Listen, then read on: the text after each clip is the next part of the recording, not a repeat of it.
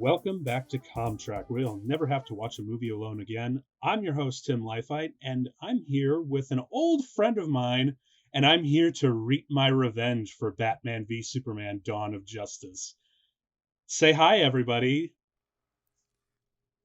Hi, I'm everybody. That was a poor introduction on my part. Yeah, say hi, everybody. This is Now listen. Just like Batman versus Superman, we get better. No. I still maintain the fact that that's a bad movie, but we're not here to talk about Batman v Superman, but we are here to fight about Avatar, James Cameron's movie. And His wonderful, wonderful movie from 2009. You're Remember that? I remember very vividly, actually, sir, because we came here last time fighting about Batman v Superman, where I was here to tell you just how wrong that movie was, and you're here, well, it's okay. I'm here to tell you that Avatar is actually a really great movie. It just kind of gets sideswept and forgotten. Which I'm gonna jump in real quick and agree with you. It is a good movie for world building, but the extended cut ruins the whole movie. Well, I just want to know, what was your initial going in, and why you think it's not as great as it's. I guess it's perceptively held up to be. It's actually kind of held in low esteem nowadays, but I think it's just because it's been so long since we've been waiting for the sequels. But I still want to hear why you think it, or your impressions and feelings towards it.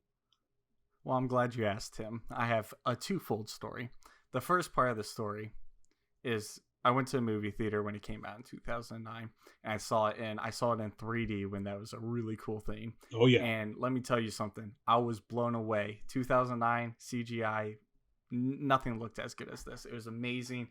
It blew you out of your seat. It felt like you were part of the movie. Yeah. And then I think I watched it, the extended version, in 2011 on a bus trip. Like I was on a trip and I was on a bus, and so I put it in and I watched it, and about halfway through I could not care anymore about this movie. I think it's a very good cinematic experience, but outside of that, the reason why nobody really holds in a high regard anymore is because it's Pocahontas meets Smurfs. It's like it does nothing. The only thing it does new is the 3D and CGI effects. The story wise, it doesn't do anything else other than repeat what we've already seen. Yeah, I'm totally inclined to agree with some of that, minus the Papa Smurf bit. We're operating from There's remote. Plenty of Papa Smurfs in this. We're operating from remote right now, people. So technically, I can't actually hit him right now. I guess that's a good thing, I guess. Technically. Yes, technically. But I actually saw this movie literally at the perfect time in my life. I saw it on my 17th birthday. It was, and we actually wanted to go see it in IMAX 3D, because I remember this movie coming out literally just as it came out, because this movie came out December 17th, 2009. Yeah. So I heard things about it. I heard rumblings. I saw a couple TV spots that didn't really say a whole lot. And I talked to a few friends of mine, and because I was in high school at the time, who saw it, and they're like, "Oh, it's so good, you got to see it." I'm like, I want to see it. Like, I don't care what this thing's about. All I know is Jim Cameron is back for the first time since he did Titanic in '97. Like, sign me up. I'm a big fan of Jim Cameron movies, so sign me up. I'm in. And I think it was just because of like the crazy holidays, we didn't get to wind up seeing it, so we wound up waiting for my birthday to see it, because it's like early February, right? And when we went to go see it, about 45-minute drive, there's a theater out by me in Aurora, Illinois, that has a true IMAX theater. Like, it's not one of the prima donna ones, or the ones that they just kind of retrofit, sort of, and They just slapped an IMAX sticker on it. Exactly. It's not that. It is true IMAX. There is a giant brick attached to the building that is clearly just the one theater. So I wanted to go see it there. And there's also a really great pizza joint right across the street, Chicago style pizza. my personal favorite, Come At Me, Jon Stewart. um, and New we York went. is better. You watch your tongue. We're here to debate Avatar, not pizza. It's for another podcast, damn it. Contract: never eat a pizza alone. But yeah, no, went to go eat and we went to go see it, and I figured, oh, it's been out for like a month and a half now. It won't be too bad. We'll just go over there, buy our tickets for IMAX 3D, right? We get there, the IMAX show sold out, and we're like, what? Are you kidding me? And then we looked around for all the other shows. Those had sold out. We had to wait another 15 minutes for the next opening show, and thankfully it wasn't 3D. When we got in there, we after the next crowd had shuffled out, we actually went onto a top balcony to go see it because there was actually a fairly large theater. We were in one of the bigger screens for it, not the IMAX one, obviously, but still. And we go up to the balcony because it's the only place that had seating left. And I look down, and there is this massive crowd filled to the teeth. And the ushers actually came in right before the show started. Please make room. This show has sold out. And I just looked at my friends who were kind of with me at the time. I'm like, oh, we are in for a ride, dude. I don't know what this is about, but it's going to be fucking amazing. And so I sat down, and the movie started, and literally, like, within 10 minutes, I was transported to a wonderful, fantastic place. And when it was over, for the longest time, I always wondered, I always wished, because I was such a huge Star Wars fan, that I really wished that I could just wipe my memory clean of all Star Wars, go back to 1977, and see it for the first time with a crowd with the rest of everybody, and get that feeling that they were always describing in documentaries and things like that. But walking out of that theater, I understood what they felt back in 77. And I think that's why, given the technical achievements, despite, again, the story is very simple. I cannot get around that. But I don't... to be devil's advocate to my own stance, sometimes the simplest stories are the best. Yes. And because I acknowledge the fact that this movie is the same plot as Dances with Wolves, Last of the Mohicans, Fern Gully, Atlantis: The Lost Empire, The Last Samurai. Oh, what a great film. I know, right? I know, right? But it's the same damn plot. It is the exact same plot. I don't care that it's the same plot. I just care whether or not you tell it in an interesting way, and this movie did that for me. And I think it will continue. Again, it's this is actually the first time that I've watched it in... God, it must have been like... It must be like 5-6 years now. Mine has to be about 9. I think the extended cut came out in 2011, so it has to be at least 9. But yeah, this is going to be the first time revisiting it for a while. But I still think that it deserves a little bit more credit than it might get, because I understand this movie is fairly overrated, and the fact that it bloated its ticket sales to become the most highest grossing movie at that time. But the point is, I still wanted more, so much more, when that movie was released. After in the weeks that followed that initial screening, I felt myself wanting to go back, and I actually went to go back and see it 2 or 3 more times in the theater. And the fact is, like, when I stopped watching, I got this weird withdrawal. Like, I was on this weird high of this world and this, and to a weird extent, the story and the characters and whatnot. So yeah, I don't know. Like, maybe I am in a minority, maybe I'm not. But regardless, this movie will always have a very special place in my heart because of that first screening and what I felt, and plus all the great innovations that movie did come out with technically. You know, the 3D. And I think a lot of people have a lot of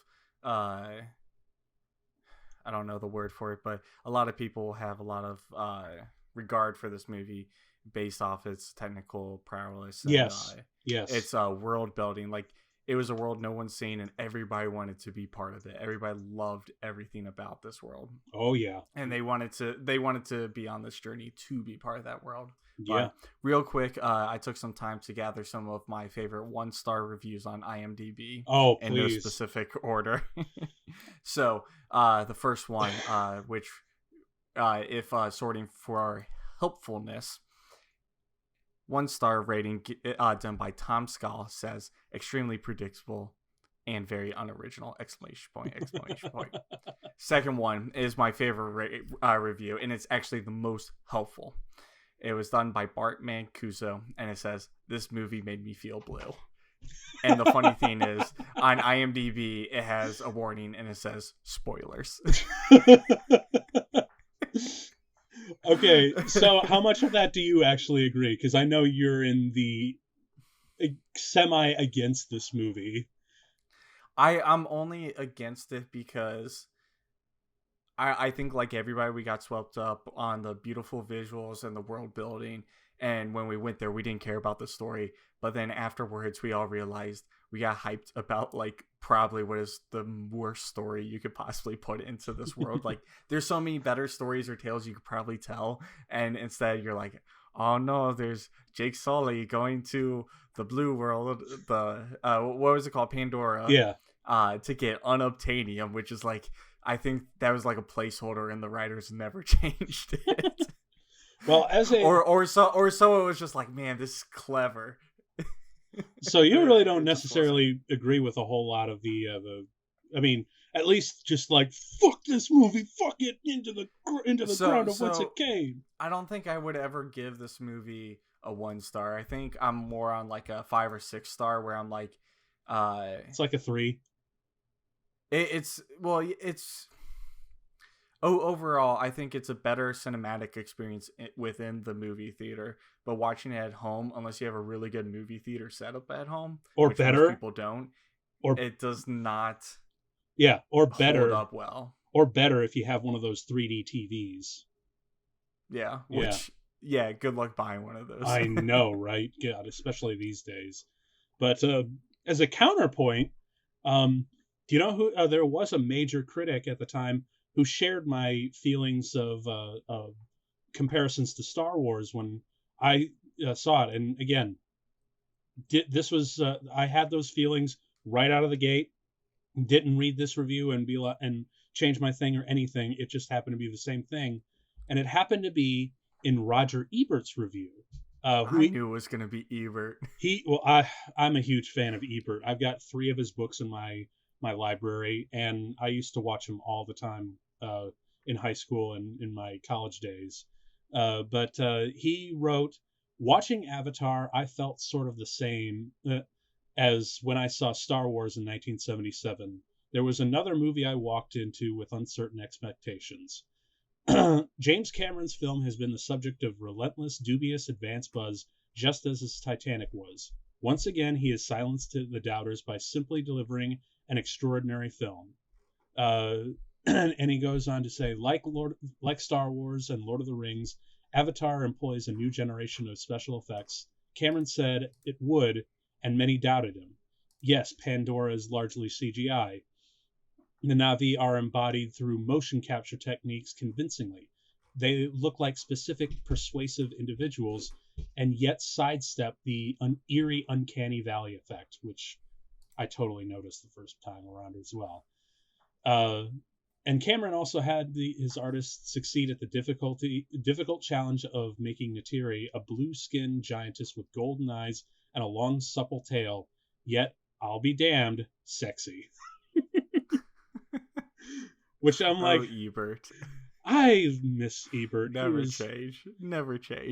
He was such a wonderful guy. If you guys are ever looking for a great Ebert review, look up his review of Girl Scout cookies. I was gonna say because of the his movie review North. of it, the one line that always stuck out to me was, "How could a Girl Scout make this cookie?" and then read off the ingredients off the box. No, well, probably my favorite review of his is from North, where he just kept saying, "I hated this movie, hated, hated, hated, hated, hated this movie, hated it." Another I'm looking it up right now to see who did it, but there's a review of the of Jaws by I want to say it was either Clickhole or AV Club or The Onion, and it talked about how Jaws was Roy Schneider's struggle. It was a metaphor for Roy Schneider struggling with his homosexuality, and it was like it was so well done that like when you rewatch the movie, you're like, I know this is satire, but he's a little correct. Okay.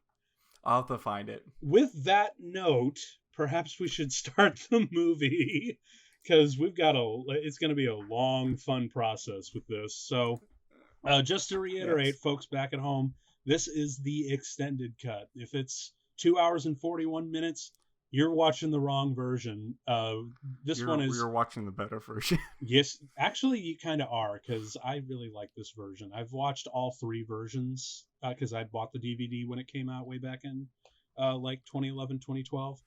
And yeah, I watched all 3 of them at some point or another. But this version is actually probably my favorite out of all 3. And for those who don't have the extended version, it's on sale right now on Amazon.com for $17.9. Man, why you gotta endorse Bezos? He's got enough money. All right, it's on your local Pirate Bay for free. That's better. Is that better? Stick it to the man. Stick it to the man.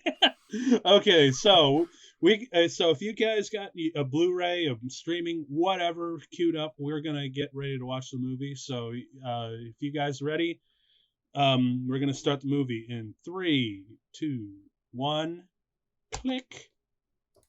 And there's the 20th Century Fox logo.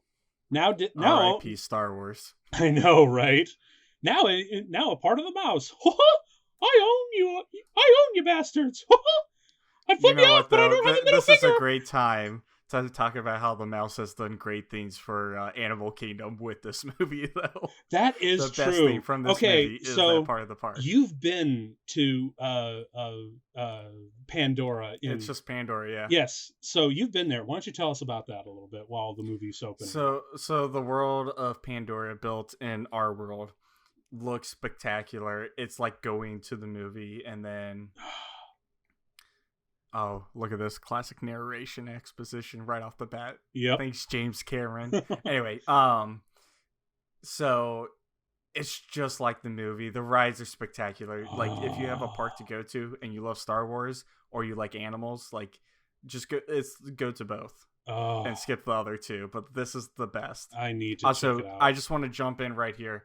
I remember this being like an added version in the extended cut. Yeah, they had this a little bit. This actually, I think, added something that was needed in the original movie. I totally agree. This is another reason why I like the extended versions a little bit more, because you get to see Earth and where it's become. And oh god, you know what? I just realized with all the masks that they were wearing. Cyberpunk 2077, son. Right? Is that where you're going with that? I guess, but fuck, are we really on our way to this? I mean, although I do like the production design of this particular room. If it's here. September and there's no vaccination for Corona right now, yeah, I'm sorry. July, the tragedy of July was that cake phase. But yeah, I do love his little apartment there, because have you ever seen like can I just say Soul Patches were so 2009? Well, I was just thinking of like those have you ever seen those compact compartments in like Korean or like capsule hotels? Yeah, those really tiny apartments, and I'm like, oh my god, is that where we're headed? Fuck. Because you and I will be long dead before this. Well, this is only 20. Well, that's right. It's 2154. So we'll probably be dead by then. Although I'm just kind of amazed that this whole society has kept going, because apparently I'm in this surprised universe, they have like a cyberpunk vibe, and he's got like he's got bum legs, Yep. But they haven't had it. They don't have the technology to fix that, or No, they do, and he's just like super poor. well, yeah. Well, I mean, that's just that's just good commentary. Ow. I see. American healthcare is still the same at 2151. If not worse, if it could possibly get Yeah. worse.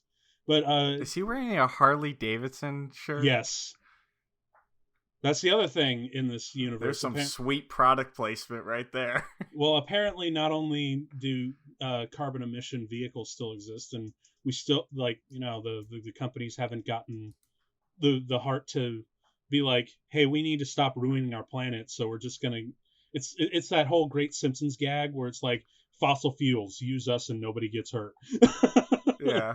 I thought this one guy standing over him was Edward Norton for a second. It was not, but you're high. Shut up. But the other thing that I really love about I'm drunk. the other thing that I really love about this this Earth is apparently forests don't exist anymore. Like I think in original scripts, the original the Jake Sully character actually got a weird sort of shock when he saw Pandora because all Earth was gone, and he even says something to that when he's talking to the Iowa tree earlier. He's like, "There's no green on Earth anymore. They killed their mother. Look into Grace's memories and see what they've done." So I kind of wish that they touched a little bit more on the fact that there is no more green on Earth, like no more national parks, no more rainforests, no nothing. It's just all parking lots and urbanization.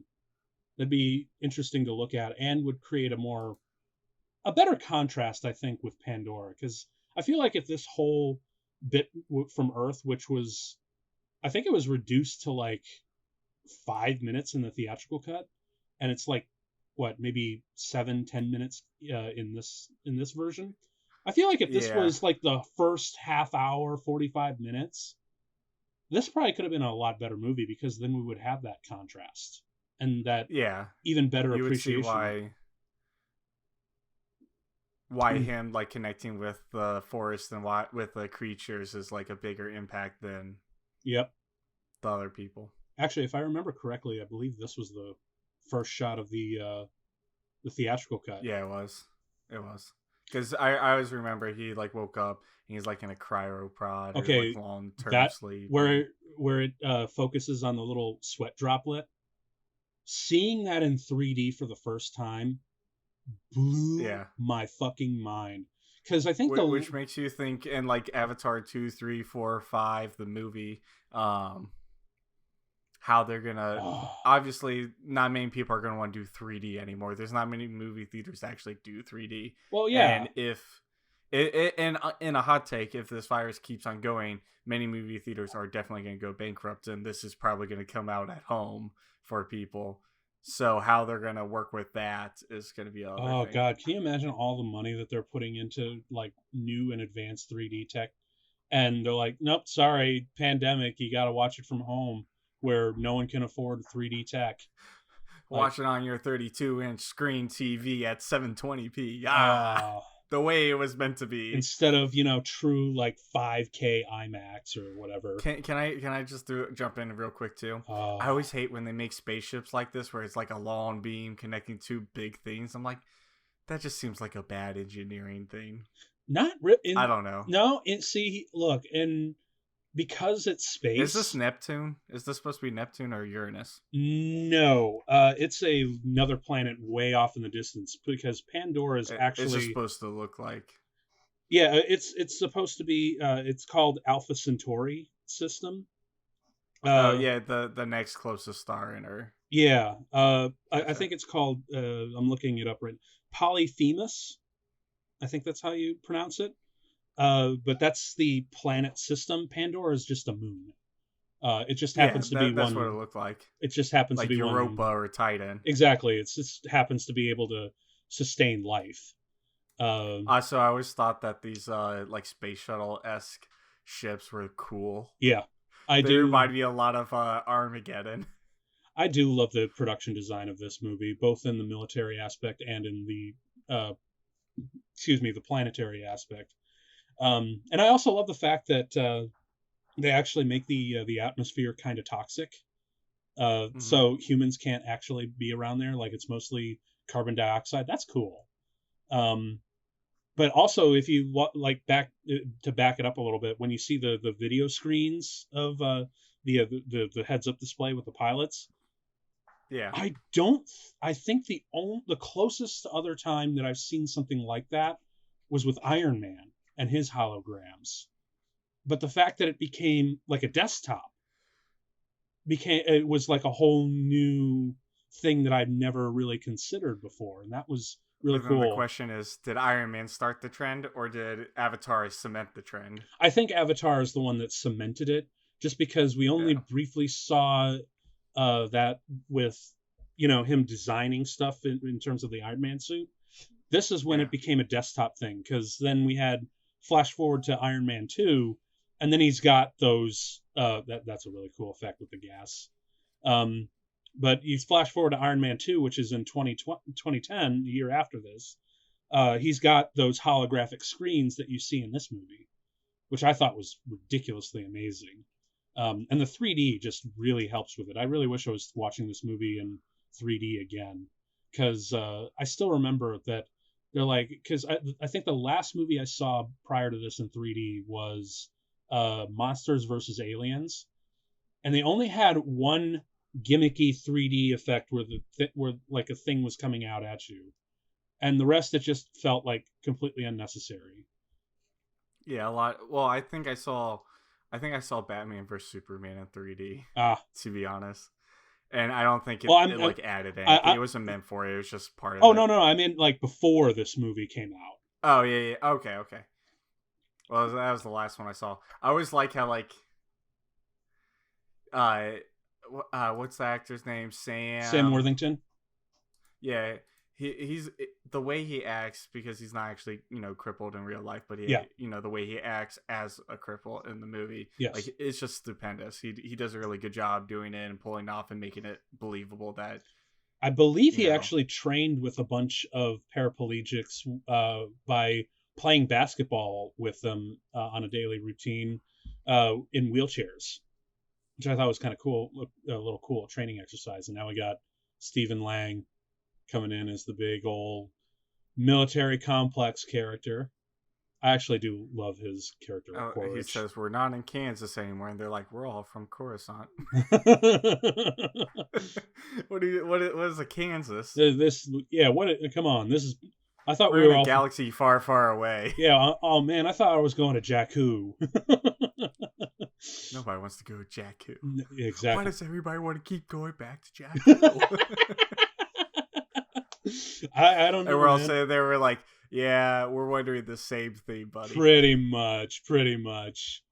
But yeah, no, like the 3D in this movie kind of blew me away because it wasn't about shit that was coming at you. It was about how you looked into it. It was all about depth Yeah. perception and how it like looked like instead of just like a flat screen with, pictures on it, it looked like a screen that you could actually jump into, like a stage. And the fact that You were part of the world that they built. yeah, and just from a sheer visual perspective, like because I know the technical aspect where they had like different points of focal centers in the camera systems to create different uh, depth perception. So if something's far away, then it's split further apart, and if it's closer, it's a little bit closer together.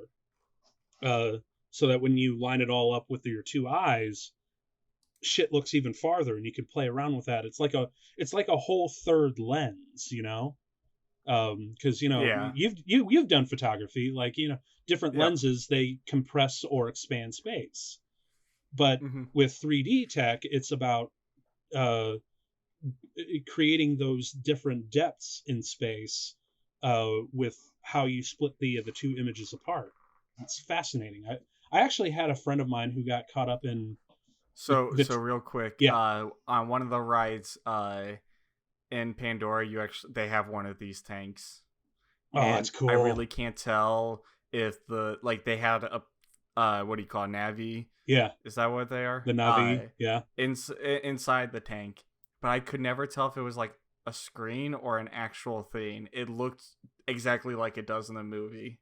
That's so cool. And I really couldn't tell. That's why, like, I keep on saying, like, this movie, I don't like it because of the story, but the world and the, like, visuals it sets up are amazing. Yeah. But it's let down by the story. Like, that's why I think I like Batman versus Superman because of the visuals and, like, the like world that it's kind of in, and I like felt part of it. But the story's not that great. But it's okay. It's okay. We venture on.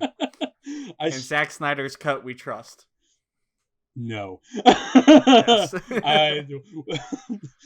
Don't make this about the other movie. Okay, so so here we are. The date on that, his timestamp is 5/10/2154. Why does his face look super funny?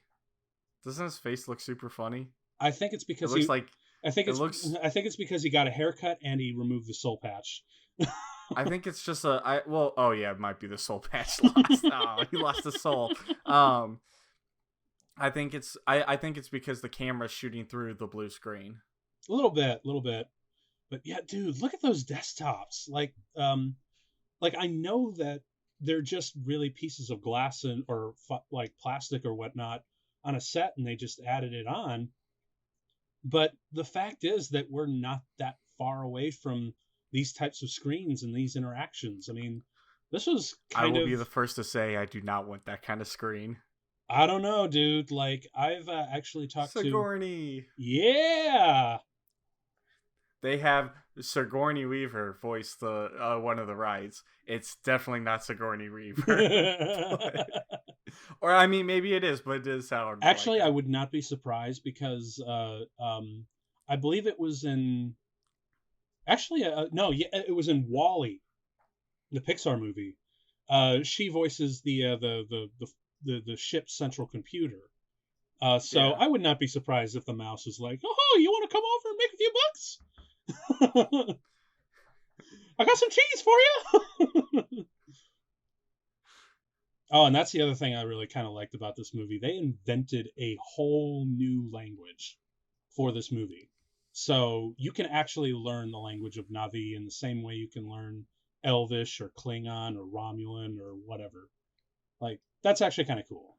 And it really goes to show, like you said, there's a lot of really great world building in this movie. It's just let down by one of the world's most forgettable story. I won't call it a forgettable story. And the villain isn't really that great either, to be honest. He's a boring archetype that's played well. Yeah, I mean, he's all he does is play like, I'm a capitalist and I'm here to take all your shit. I don't care. Well, to be fair though, that is still like the number one threat these days. Like, look at these screens. Those screens, when I saw that in 3D, I'm like, dude. And the fact that they're fully interactive like a touchscreen, like, holy crap! Because I've never seen anything like that. This asshole just putting in the middle of a thing.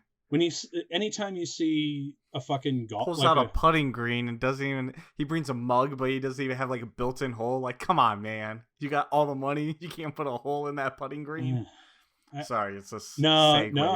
You're totally right, because anytime you bring in like a golf mat inside of like a corporate kind of or military like presence. All right, they put the mug there just so she could do that. I forgot about that. It's more like Sigourney Weaver being like, "Look, Frankie Jr., fuck you." Frankie Jr. Yeah, Phoebe's brother. He is Phoebe's or brother. Half brother. He is Phoebe's brother, isn't he? That's why I could never take him seriously as a bad guy. I mean, I guess what's his name? Stephen Lang. Colonel Miles. Yeah, Stephen Lang's character is really the bad guy, and he's just kind of like the semi bad guy. Yeah, but Stephen Lang gets a lot more because like he actually gets to fight Jake Sully in the third act. Spoilers, I guess. You've probably already seen this movie for those of you listening. You've had 11 years to see it. This is some horse shit. Oh yeah, Untitled. That's some horse shit. Like, what? No, James No, Cameron's like, I want it to be called Unobtainium, and all of his writer staff is like, are you sure? He's like, we're fucking doing it. dude, come on. Did you see the core? Like, come on. Like they came up with all these great names. The Navi. What are theirs called? The Avatars. They've got all, I forget what the birds are called. The like The Great pterodactyl things. Those are cool. Leonoptrix.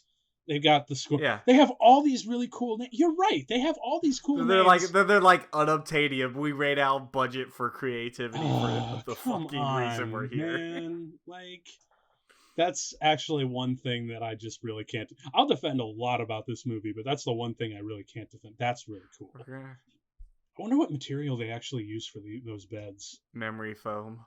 before it was became like a really legit thing. Because we still have to remember that this movie was like, um, I think it was started being made in 2005 and wound up being released in 2009. So 9. this was like, all this technology and all this what you're seeing on display is circa 2008 2007.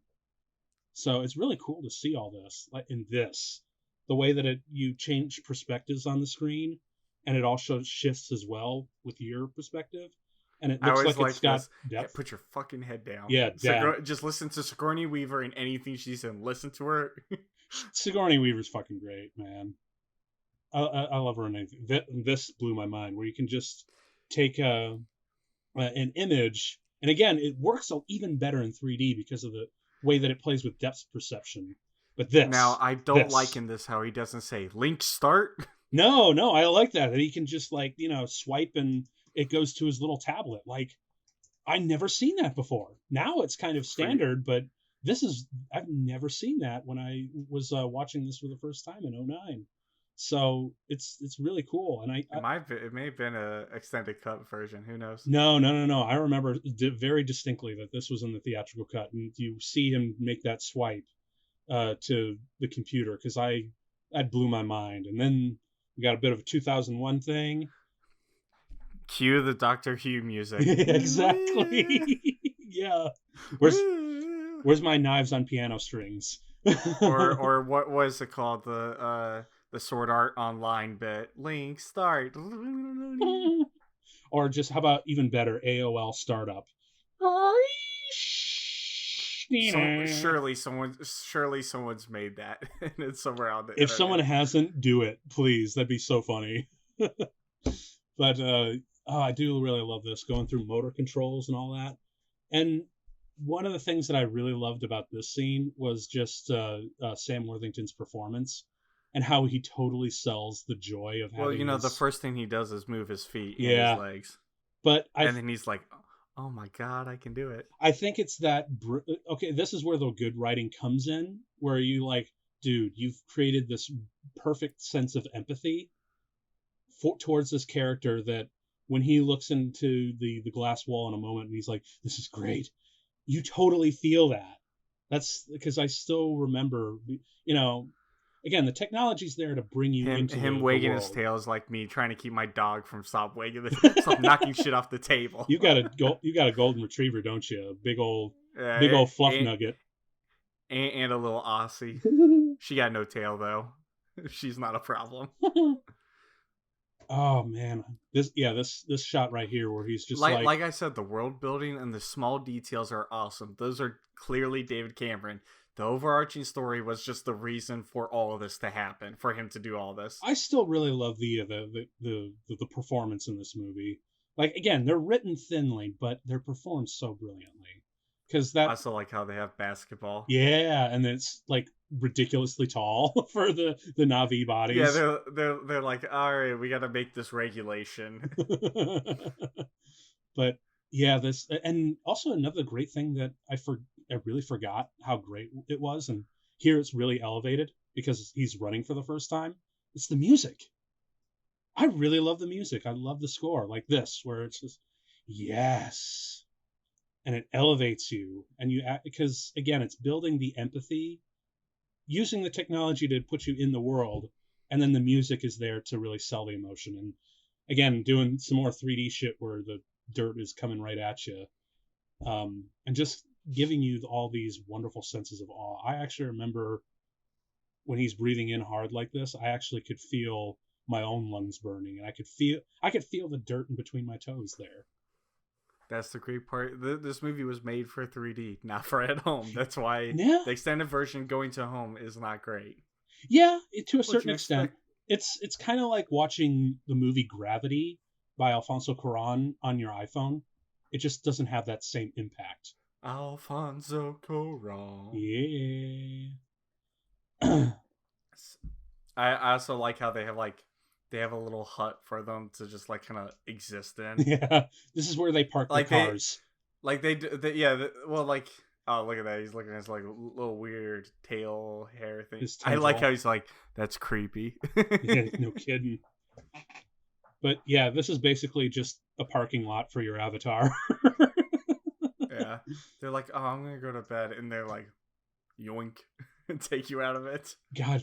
Okay, so for the human mind, is that actually like a strain? Because you know the old saying, like, if It's gotta be really strenuous to go and do all that because you're probably still controlling it with your brain. yeah, well, I mean that's the thing, because like you read about these things, like a person who hasn't slept for 100 hours can be declared legally insane. So if Yeah. these people, like, have their human body sleep in there, and they go for 12 hours in their avatar body, and then they go 12 hours in their uh, human body, and then just keep going, and boom, boom, boom, doesn't that like fuck them up in the head or something? Maybe. I don't know. I mean, I mean, you don't really ever see any of the characters fully sleep well, unless they're in their avatar body. you do on a couple of times, but I mean, their body's well rested, but I mean, it's really up to the brain yeah, to be that's you. like you can lay down the whole day, but like if you don't sleep and you don't rest your brain, then you're still exhausted. Yep, yep. So I mean, I know Also, this. she's the best character. She's my first favorite. Like Oh yeah, Michelle Rodriguez. favorite. Yeah. Oh, she does. She does. Like for our up and coming, young man, she does like strong female characters right in a very, very, very strong sense. Well, James Cameron, for the most part, has always been really good about strong female characters. I mean, because of him, we got fucking Ellen Ripley, and turned her into the badass that she always was meant to be. And we also got Sarah Connor. Yeah. But yeah, I kind of wish we saw a little bit more of Michelle Rodriguez in this movie. Because I hope she gets a bigger part in the next 4. well, spoiler alert, she dies in this one.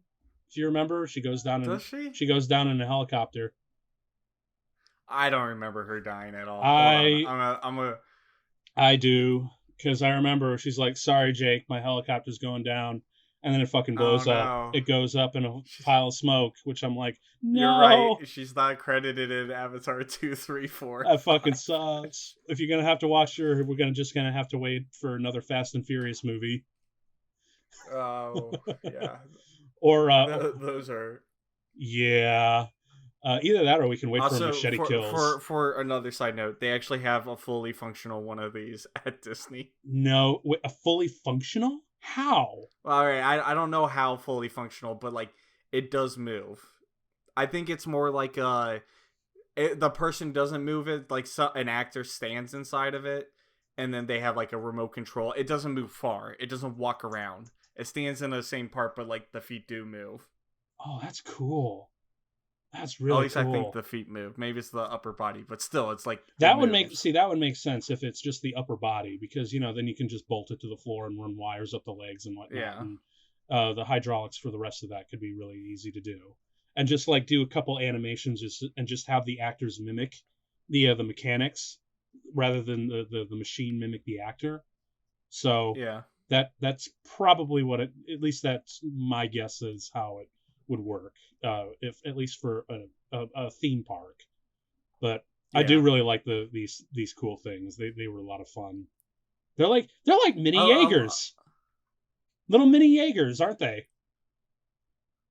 Like it's got the same like hand glove. 2009 apparatus. Was doing Attack on Titan well before. No, seriously, like I'm looking at this like, oh shit, this is the prototype for the Jaeger project in Pacific Rim. This is awesome. True.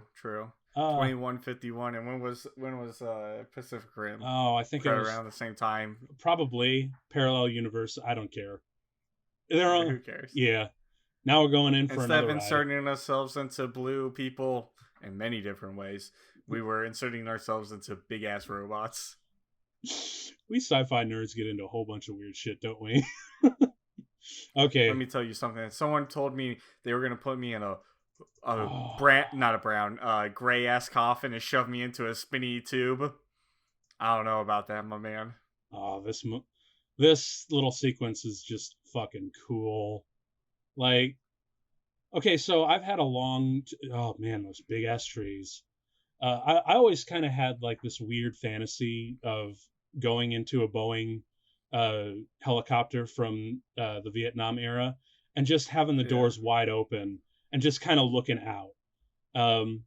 Maybe with a machine gun or What maybe not. song's playing in the background? Oh, probably some CCR. Yeah, it's got to be. It's always CCR. It's like a non-negotiable.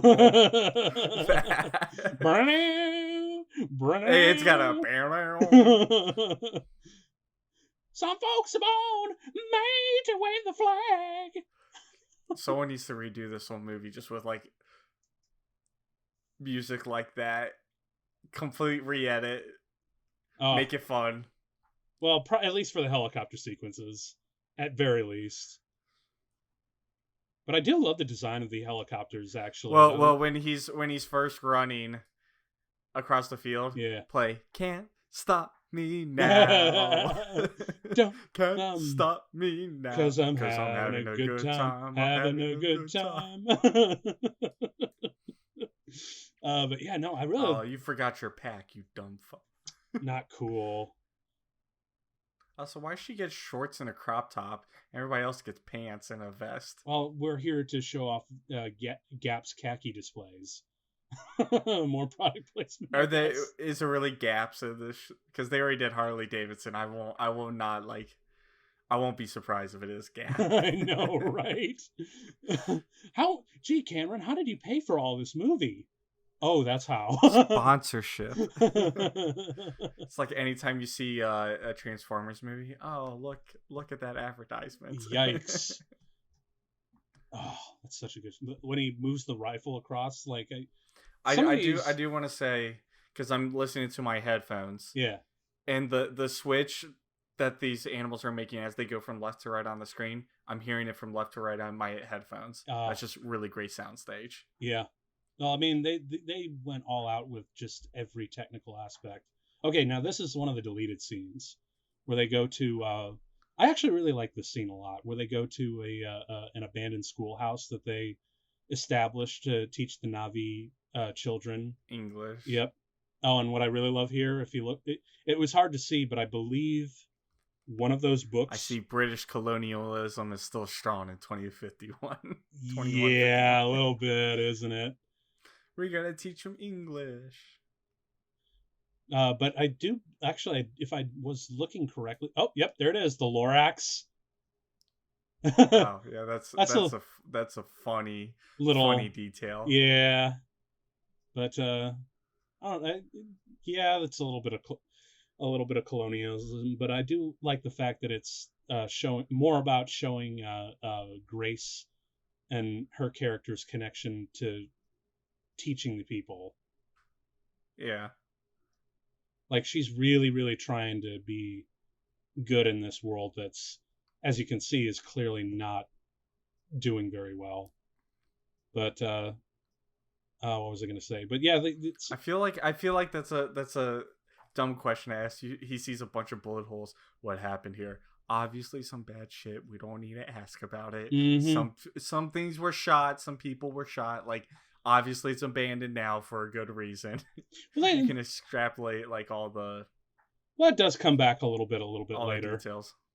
Oh, this is so cool. Huh. When you look at it, actually, it looks like neurons firing in a brain. Well, I thought, don't they have that technology to like track your blood veins, and like they do, like they insert it and they inject something in your blood vein so they can scan it and use the UV light. Mm-hmm. It's kind of similar. Yep, pretty close. You know what's the other thing I really actually dig about Jake Sully's character? He's His curious. tail. No, he's curious. He's just like he's a really curious guy. Like, I'm not really afraid here. I'm just beyond fascinated in ways that I can't really articulate. And Well, I think he's a foil for all of us. You know, like yeah, we would be doing the exact same thing. We're all asking the same questions he is. Like he goes over here, and I think doesn't he like he touched these things and they like shrink up, and he's like, wait for it. he's like, Wait for it. yeah, there it is. Yep. You're like, I want to touch it, and he goes away, and he's like, that's so cool. And we're thinking the same And then- thing. And like we would be like, I want to touch it again, and I think he does it. Yep, Yeah, there it he goes. does. and he's exactly and he's it. having fun with it. Whoop! Let's do it more. Oh. And all these things go away, and it's motherfucker. it's the hammer rhinoceros. Oh yeah, that's another really cool design thing that I thought that they had. All of the animals that are usually like quadrupedal in our universe, they're all they've all got 6 legs. So like the horses, the rhinoceros things, like you can see right here, they all have, I see that, yeah. they all have 3 legs and not 4, which is I thought was really cool. But what do I do? Dance with it? Yes, you do. oh shit. This I thought was really great. Just charges right into it. Yeah, what you gonna do? He's all of us. I can't believe that worked. I know, right? Who's bad? Oh, I'm bad. fuck. Oh wait, it's like a salamander lizard leopard thing. That's closer to like a Black Panther. Only yeah, bigger. But it's still got that like scaly, like slimy body. Well, you know what's because you know what influenced a lot of the design on this movie, right? After Titanic, the only time that James Cameron was doing any director work, he was doing lots of underwater documentaries, particularly with Titanic, because you know, Titanic when before he was doing Titanic, he was getting really into deep sea dives and whatnot, and even after he was continuing that love. And he did this one documentary called Aliens of the Deep Abyss or something like that. I forget the actual name. You can correct me in the comments if I'm what it really is. But he saw a lot of these crazy underwater designs. So a lot of the designs in this movie are based off of deep sea fish and fauna, which I think, it totally gives it that otherworldly, beautiful look to it. Well, it makes sense too in like a rainforest. Why, like, I mean, everything's wet. Yes. Everything's slimy. Everything's like, why would you have fur? Oh, that's so cool. The POV shot where you get to see him shooting, like, he is a shit shot. Yeah. Oh, look at that! You got your little boom boom stick. Your little noisemaker stick. Yeah, it's like, oh, that's a cute maraca. Jesus.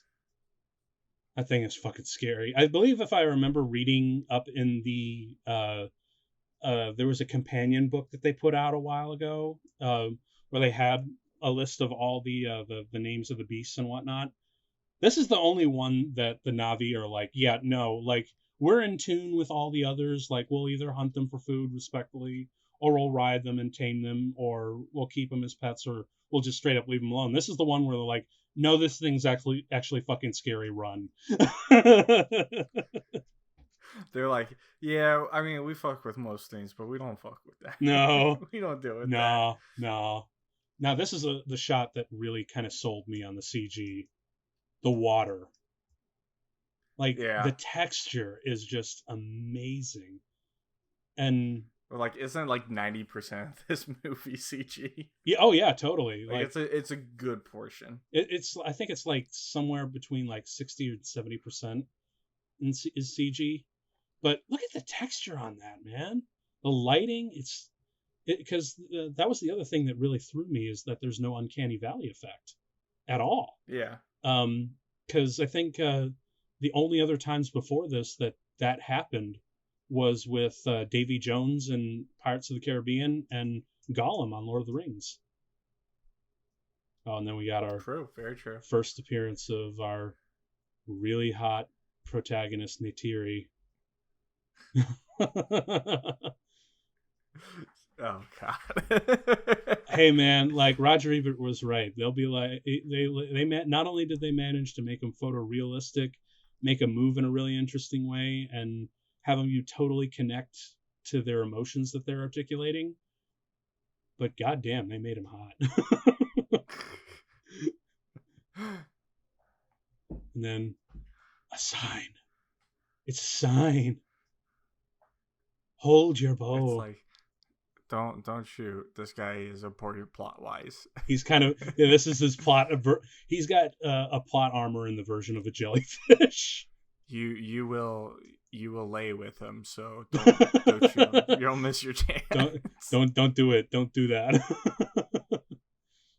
Oh man, I still love the design of the helicopter. I love these helicopters. Yeah, I actually, because I know, like, are they helicopters or are they bicopters? I have no idea. I think they're just helicopters, but I do know that they're designated as like scorpions and whatnot.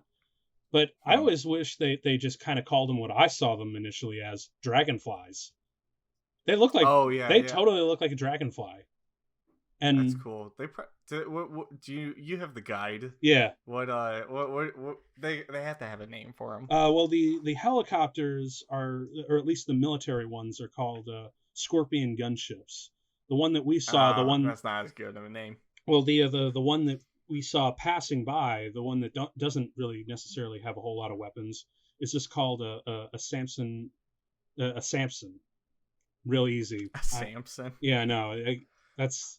Although it's a Samsung or Galaxy S 2151. Well, the really big one that's later in the movie, like the big gunship helicopter, that one's called the Dragon gunship.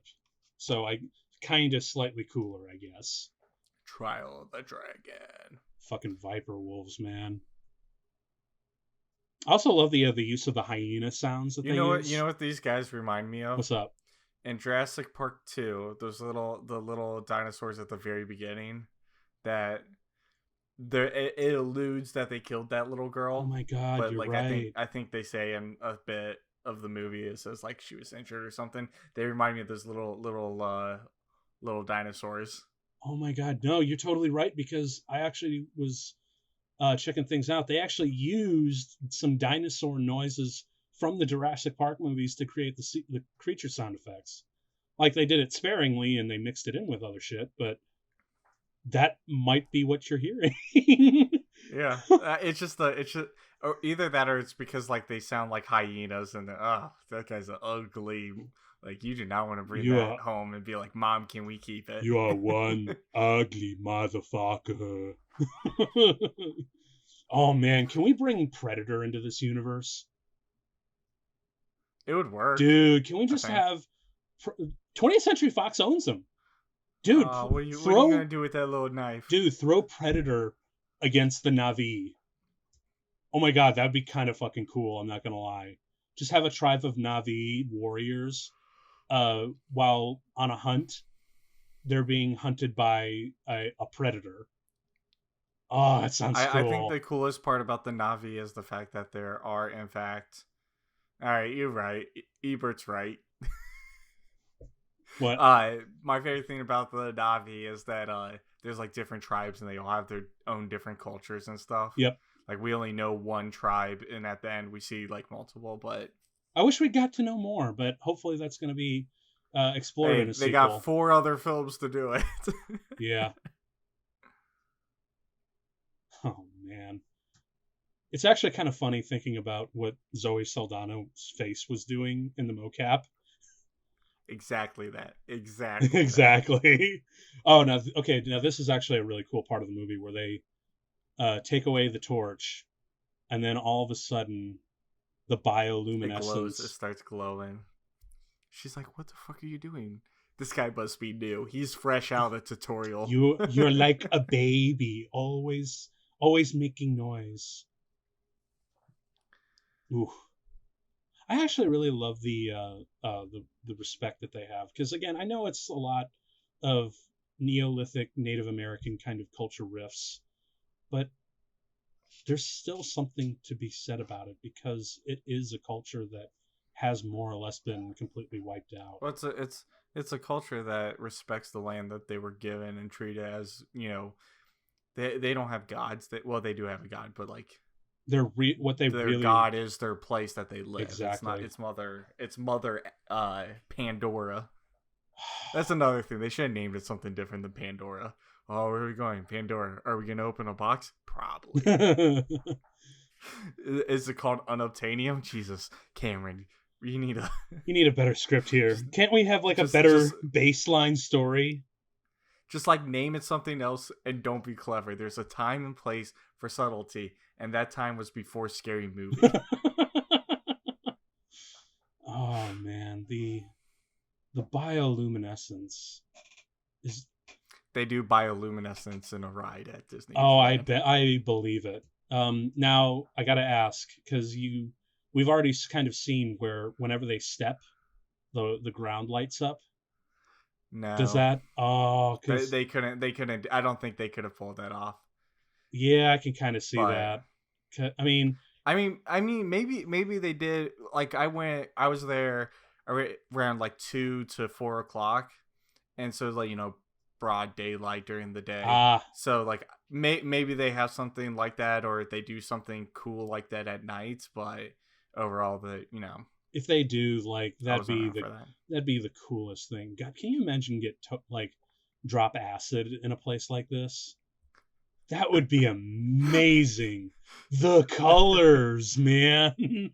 Hey, there's probably some fan fiction out there where like one of the scientists did it. It's just like, whoa. This is crazy, man. I've seen some things. They're like, I lost my flashlight, and oh my god, everything started glowing. They're like, did you take shrooms again? He's like, yeah, but like everything was glowing. Everybody's like, but I don't believe you. It's like, yes, but that's besides the point. They're like, Dave is fucking high again. Lying about this bullshit. And then you go in there like, oh shit, he wasn't kidding. They're like, all right, we'll turn off the flashlight for shits and giggles. And then this happens. He's like, whoa. Can we talk about how he keeps on picking up his like stupid little stick? He's like, yes. I gotta have something. It's like she has a bow and arrow, and she defeated all those little dog things. Whoa! You having a stick is not to keep you. Yeah, especially from this height. Like, I actually love that shot where he's just like, whoa. He actually has to take a stop. I love these like jellyfish, like lily pad things floating in the air. Oh no, stick! R.I.P. Rip the stick. Oh well. We hardly knew you for less than 10 minutes. At least it was a convincing actor, just like the rest of VCG. Hey, that was a working stick. Okay. Working stick? I thought you said working stiff. Oh no, that's just what we're doing after work. Oh man, dude. Seeing this in 3D when it comes out. So yeah, you can really, like you were saying, with the like underwater vibe with like deep sea creatures, like those are straight out of. Oh yeah, and I also love how he's like, "Fuck off, no, fuck off." Like, she's like, "What the fuck are you doing? Dude, for real? Like, not cool." And they all. I like how she keeps being like, "Don't do that," and he keeps swatting her. She's like, "Don't do that." And he's like. She's getting angry at me for some reason. Maybe I shouldn't do this. Do it some more. Classic male thinking right there. Yeah, sorry, ladies. Don't do it. I'm going to do it. I'm going to do the Don't do the thing. I'm going to do the thing. Don't press the button. Press. But I really want to press the button. I want to press it more. Oh, this is... And he's just like, yeah, pure spirits. Didn't she win an Emmy for this movie? Or she win something for this movie? I want to say she won something for it. It was one of the few things, like, I mean, I don't really blame the Academy. It's not just because they're, quote unquote, not worthy enough performances. It's just, the Academy has been... They typically don't like sci-fi movies. No, it's not the sci-fi bit. It's the mocap bit. They are relentlessly against mocapture.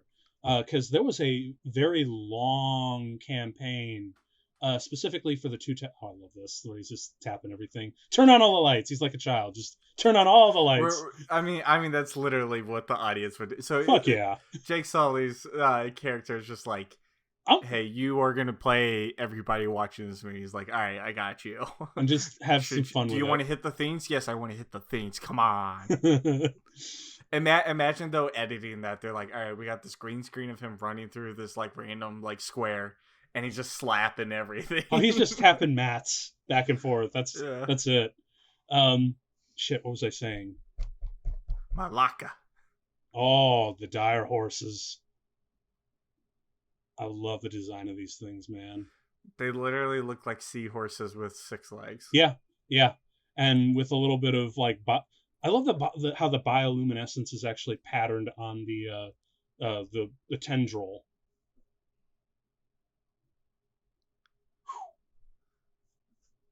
Calm down, people. Chill out, all right? Let me explain. What do you got over there? What's her character's name? Natiri. Natiri. What you got over there, Natiri? Yeah. Not a milkshake.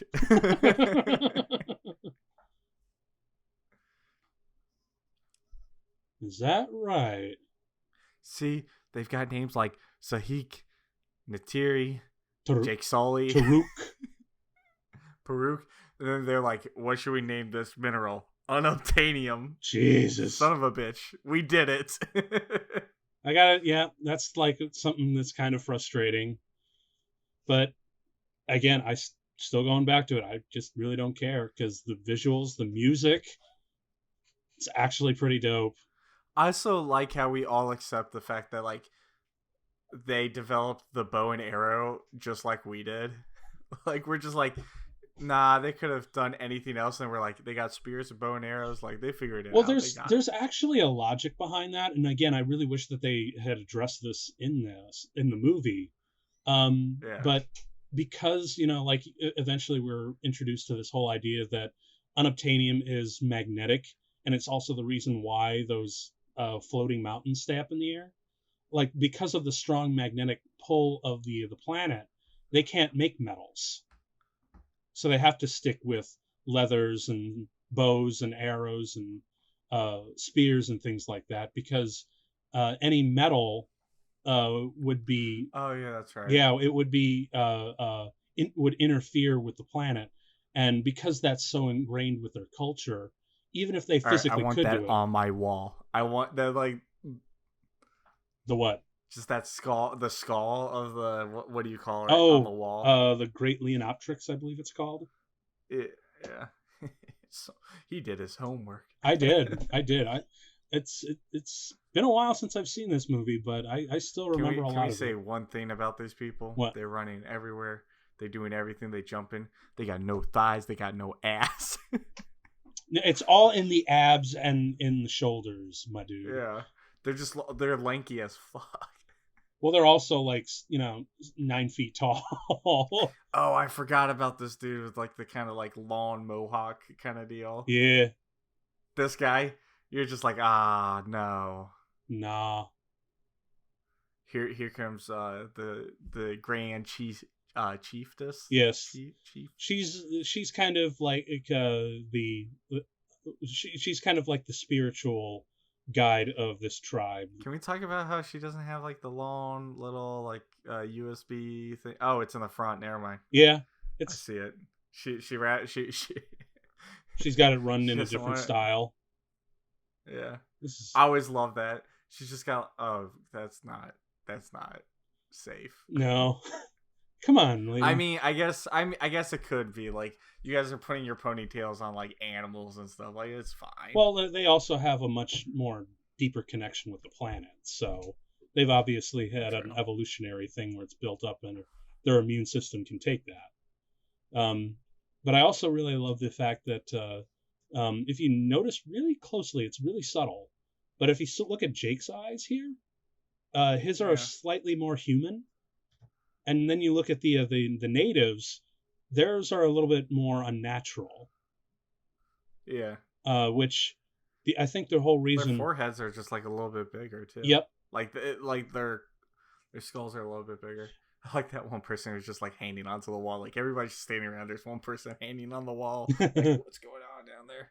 And then, of course, the other distinct feature that the Na'vi have that the Na'vi avatars don't have. The natives have 4 fingers. The They have 5. Yeah, we have 5. I think they genetically modified the avatars to have 5 digits just so it would be, a slightly easier way to do motor functions. Yeah. Which is actually kind of a cool detail. Which is a funny fact because you're like going from 6 feet maybe to like 10 feet tall. Yeah. And 4 fingers are gonna trip you up. Also with a fucking tail too, and plus you can imagine how uncomfortable he is now that basically he's naked. I tell you what though, like I mean, he's in a hot jungle. He's probably feeling better about himself. Probably like it is nice and cool. Finally, probably. I also love how friendly he is. Like he's legit trying here.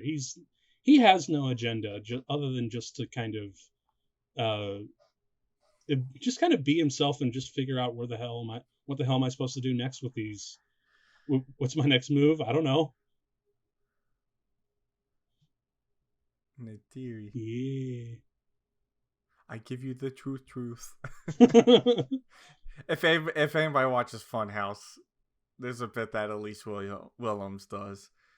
They do like an Avatar episode too, where they've like an Avatar video game or whatever, and she dresses up as Natiri. It's hysterical. She's like, "I give you the truth." Oh, this is so cool. Also, how fucking clutch would that be? Like, how do you guys sleep? We sleep in like fucking hammocks that hug us. That's actually kind of amazing. Because look at that, she's like, wrap me in. Have you ever been in a hammock though? Yeah, because my sister recently, because she was just such a hammock nut, she had bought me and the wife a new hammock, and we literally could wrap ourselves in that thing. It's kind of awesome, and it's also really comforting. But even better is what I love. Again, this is another thing that I really wish that they had addressed in the movie, but they sleep in hammocks together to form a social bond. Like sleeping becomes like a social thing. Like families, if you saw way in the background, you'll see these families in these giant trampoline-like hammocks and sleep together as one, and then that forms like a social bond between them, which I thought is really cool. And I really wish that some of that stuff was in the foreground rather than the way off in the background. Oh, Norm's. All I want to say is for some reason their food is making me hungry. They're like eating probably what is terrible army rations. I'm just like, man, those scrambled eggs look good from over here. Oh, there's a bit later on where he's like, oh man, you see, last night we had a wild thing or whatever. We hunted and killed it and we ate it. At least I know where that came from. He's like, this shit came from some fucking warehouse on a whole different galaxy. Like, this is some bullshit. I was like, yeah, they're like, how many clicks away? There it is. Rick, stop. What? That's the other thing. Like the unobtainium. God, I really wish that they had a better name for it. Yeah. Apparently, the reason why those trees go, or why it's on the tree and why there's such a huge deposit. That's literally the reason why that tree grows so big. Because the properties within the planet enrich it, and actually lighten the gravity to the point where it can grow to these amazing heights. So it's kind of the same reason why the mountains float later on in the movie, which that was an amazing visual. Was if I remember correctly, he based the mountains off of area in Sichuan, China. Yeah, Chinese mountains. Because they didn't float, but like they were very, very, very similar. Yes, and as a matter of fact, I believe I love this. She's doing like flashcards. She's like, "You got to know this stuff. You got to figure it out." He wakes up, and they're like, "How do you know all of our names?" She's like, I got a great memory. It's like I wasn't doing flashcards. Well, isn't that how all we treat? This one I don't have to study. I want to study this one a little bit more closely. I mean, Ebert did. And all of the animators behind the scenes, I'm sure. I mean, all the animators were like, if we gotta look at this for like hours on end, we might as well enjoy it. I guess we gotta make something we like.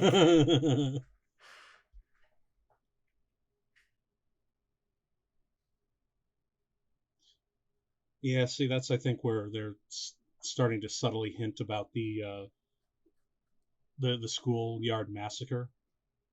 Mm-hmm. Yeah, which again, I wish they developed a little bit more. It's hard. I totally sympathize though, because we know that there's a lot of things that we wish we had in this movie and whatnot. But I totally sympathize that it's really hard for you to establish all this cool shit that you've come up with and put it into a digestible, 2.5 hour, 3 hour movie. This would be a really cool stretched out like bomb ass HBO series. Even just like a straight up trilogy. Like, can you imagine instead of just shooting the just focusing on this one, and he actually did line up all the other sequels as he was shooting this one, so that they could be released a little bit more in closer succession than like 11, 12 years apart. Jeez. The fact that they're still slated for 2021, 2023, 2025, 2027. I'm like, we'll see. I mean, he said he's completed all of the photography for 2 and 3, so we'll see. But but like that doesn't mean too much. This is really cool. He's got 40% done. The heartbeat. I still can feel the noses are on the neck. I don't like that. Oh, I kind of dig that design, man. It's kind of like it's got like 5 nostrils too. Well, it's kind of like the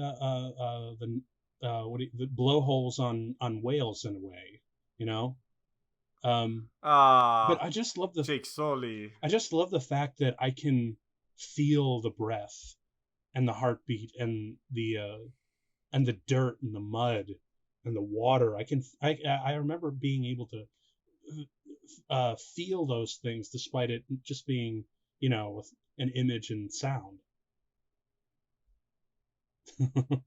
This guy's just like the biggest asshole. He's like, look at this dumb fuck. Well, to be fair, humans are kind of assholes, and they have been tearing into their homes. So wouldn't really blame them.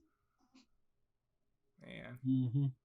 I forget, does this movie have like a very obvious drug scene like Pocahontas does?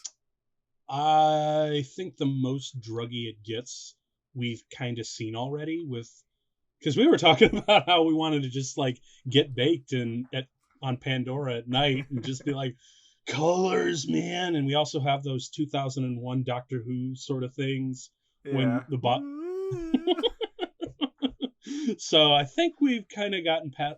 I think this movie probably could have benefited with some even more fever dream, drug induced kind of imagery. Like I think. Well, I feel like there should have been like a neurotoxin or some kind of toxin scene where like he has to learn and fight through stuff, or like he. Oh, that would be with the tree and goes on a spiritual journey. That would be a great coming of age. They deliberately poison someone to see hallucinations, to see where they're supposed to go in a weird kind of coming of age. That would be cool. Yeah. That's cool. The octopus like tree branches. Well, I just remember, the only reason I remember there being like kind of a drug scene in Pocahontas is because the guy brought out like powder and threw it in the fire, and then all of a sudden everything got trippy. It's like, all right, they just did like some really good stuff. But like that part of it, I think connected. Who was the main character? The main European character in John Smith in Pocahontas. John Smith. It helped John Smith like connect with Pocahontas and like understand her culture and like figure it out. Like, I mean, yeah, he did it through drugs, but like, yeah, it was like part of it. And I feel like that's just, oh, yeah, this is. I remember this is just literally like they put this as like 10 seconds for a trailer, and everybody's like, I want to see this shit. I didn't even see this in the trailer. The first time I saw How's this there a image, waterfall, though, coming out of a floating mountain? I don't care. I mean, I understand there's floating mountains and the science already doesn't add up, but like, whatever. I don't care. I'm in for it. Because I remember seeing that first shot and I could not believe it. Like seeing that on a big screen. For 2.5 hours while watching this movie for the first time in the theater, I swear to God, I forgot I was watching a movie. I was gone. I was on this planet for 2.5 hours, and it was Yeah. amazing. This is like a They don't little. even get him like a motorized wheelchair. Well, he's a Marine. He's a Marine. I don't care. Get him something cool. Like we're in 2151. We went to a different star star system or whatever. Give him a fucking wheelchair. It's a superconductor. Yeah. Or something. Yeah. We don't have to explain our science. That's okay. Well, no, that's part of what it's supposed to be. I mean, unobtainium is the whole reason why we're there in the first place, because apparently it's like the thing that powers most of their facilities, and more importantly, their interstellar ships. Man, they should have found out renewable resources. Come on. I know, right? I like how she opens up the mini fridge. It's like, all right, I got a yogurt. Only food in this fridge. Yeah. There's a saying, if you put up a note on something, someone had to have broken that rule earlier on to warrant the note. So what did they put in there? Probably lab samples. That's usually the case. That's a very PG version of solution. Sure. Oh, dude. I don't care, man. Like, these visuals are just amazing. Avatar 3, Disney changes the Tree of Life to this tree. You know what? I actually was totally seeing, or like, after the movie wrapped, I totally kind of saw that. Well, like, it's not only that, but like Disney also likes changing up things every once in a while. Like, I mean, Bug's Life is gonna not be very longevity. It's not going to be. It won't have. Yeah, it's not going to have a lot of holding with the new generations who like are going to be going. Yep. Oh. I love these fucking things. I know, right? Jake Sully's all of us. Holy shit. It's amazing. Yeah, she just hands him like this thing, and the bird thing's like, all right, we cool. We're good. We're good. But yeah, now we get to fly these things. Like, oh, okay. So I believe the first How to Train Your Dragon was 2010. I believe. Yeah, I'll look it up. But yeah. So this was before How to Train Your Dragon, which has 2010. Yep. So I'm 90% sure this movie had a huge impact on how they were going to do their flying sequences. Like they took. I mean, How to Train Your Dragon, those animated, so they've had to like it released in 2010, and this is 1 year ahead. So I don't know, maybe, but definitely the sequels. Well, actually, I'm pretty sure. You know what? I'm actually pretty sure that they did, because James Cameron shopped around this technology to a lot of people, man. And remember, this was in production for 4 years. So this was handed around, Hollywood, like even in 2008. But yeah, it's kind of weird how much when I think of flying on like a dragon, I think of How to Train Your Dragon and this movie. But then again, that's also because they had not only do they have glorious visuals with the flying sequences themselves, but also really great music along with it. Yeah. I love the music in it. Let's see. So we're still in 2154. Yeah, dude, that's the other. That's the one thing that I really wish that they addressed is how do you keep going? You know, you're going because you're going a whole day in Navi form, and then a whole day Navi. in human form. Like, God, there's got to be some way to sleep in there. I know this movie takes place over a period of time, and they just cut it out, but damn, I love the little flick of the hand that she does.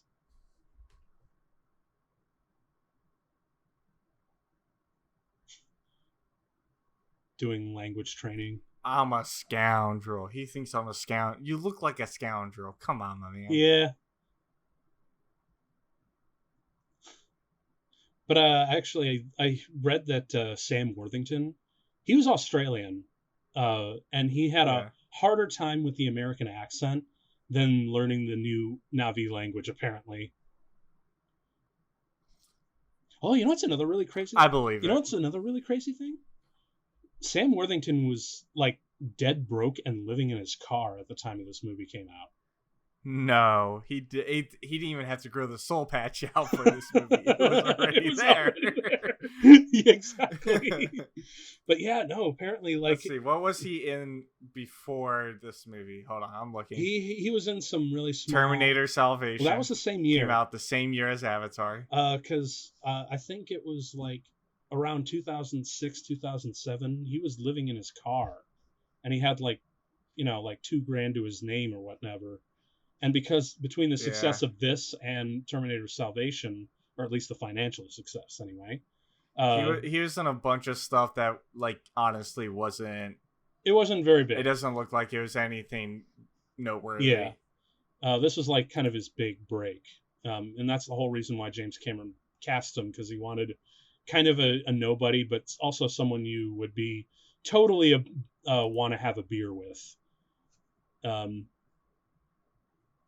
He casted all nobodies except for Sigourney Weaver. Yeah, pretty much. You have to have Sigourney Weaver. Pretty much. But yeah, apparently Sam Worthington was living in his car when he started working on this, and when this movie made like almost $3 billion or $2 billion, he finally got a place to live. Yeah. Like, Jesus Christ. Well, it's either. They're like, you are so pretty. Yes, you are Sigourney Weaver. Yes, you are. You're still everyone's dad's biggest first crush. Like watching her in Aliens, like, God damn. God damn. Oh, there it is. There. So finally, like, apparently, yeah, that shit. Isn't in just a side note? Isn't there like in Alien? She drops the F-bomb and she wasn't supposed to, so they like awkwardly. No, you're thinking of Galaxy Quest. Oh yeah, that's right. It was Galaxy. Yeah, Quest. Another great movie. No, that's such a like, great what one. What the? And they just like sloppily put over. Well, shit. No, it's like I think she's like, well, fuck this, but then it was in the dub. Yeah, screw this. Yeah, that's right. And it's so obvious, and it's just like, that's not what she said. I love this. She's just like, look, you pull down this leaf and water. That's actually really cool. I love the texture on this. And I do love this monologue on how they explain their respect for nature, which, to be frank, we really could use more of these days. Like, Jesus Christ. Oh, this shot was amazing. Or just pops open. Doesn't it hop? Yeah, and it's like it's one of those things from the trees that you throw and it helicopters down. Oh, it's so, and the fact that it's lit with bioluminescence as well, like, that's just the icing on the cake, dude. Man, they make this world so pretty. Too bad it's completely it's the air. It's let down by the story. Well, the air is also completely ill-equipped for humans. Yeah, I mean, it's not supposed to be for humans. Like, I think that's the whole part. We are the bad guys. We are the aliens. That's like I think that was. Are we the bad guys? I think that was James Cameron's whole stipulation that the humans are the aliens. Bean burrito. Yeah. Oh yeah, here's what he's talking about it. Yep. Other He does body. look a lot thinner now, actually, like comparatively, like during the beginning of Because the movie. he's not doing anything except he wants to be in that body because he's like, I can run. Yes, I can run, I can I move, can. and plus, this culture that I'm in is a lot more interesting.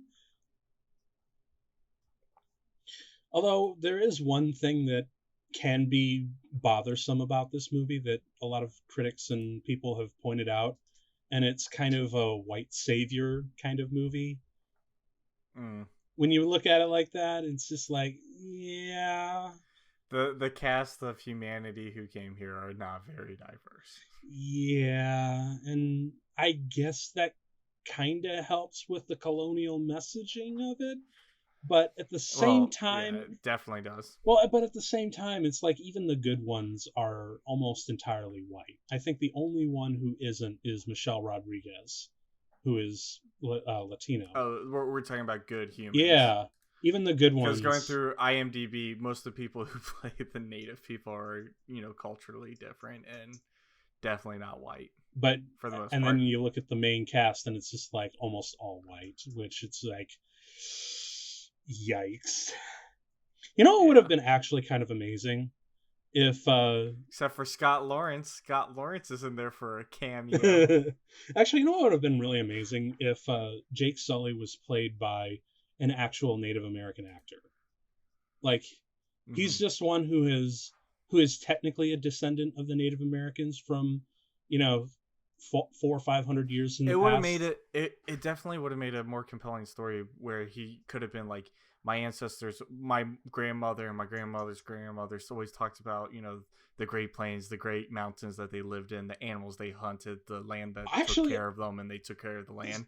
And he feels a stronger connection with these alien people than he does with his own. yeah, That would have been cool. yeah. Although I wouldn't have gone that far. Jake Sully's just like, I fought in the war and my brother fought in the war. Well, no, my brother was a scientist and I fought in the war, lost my legs, and now I'm here and I'm making a bond with these people. I don't know, like he doesn't have much depth as a character. True. It's really his curiosity and his charisma that really carry it. Mm-hmm. But and his empathy, of course. But I think it would have been even better if like the Native Americans in this version of reality was so far removed that he really, yeah, he like if in the alternate universe where his character is played by a Native American actor, like he acknowledges, yeah, I'm his descendant, but I really don't care about these things. And it isn't until he comes to Pandora where he starts to get that old appreciation, where all the years Yeah. that he never really acknowledged, he just kind of knew in the back of his head, but he uh, he came, but he just didn't care until he came here. He didn't really know anything. He just happened to be born with like very old Cherokee blood, you know? Yeah. Like that would have been a more interesting thing to do than just, some old redneck guy. Yeah. Ah, I mean, that's exactly what he is, and he's just, I don't know. Overall, he could have done more. They could have done more for him as a character. Like a lot of these characters are like, here's these people.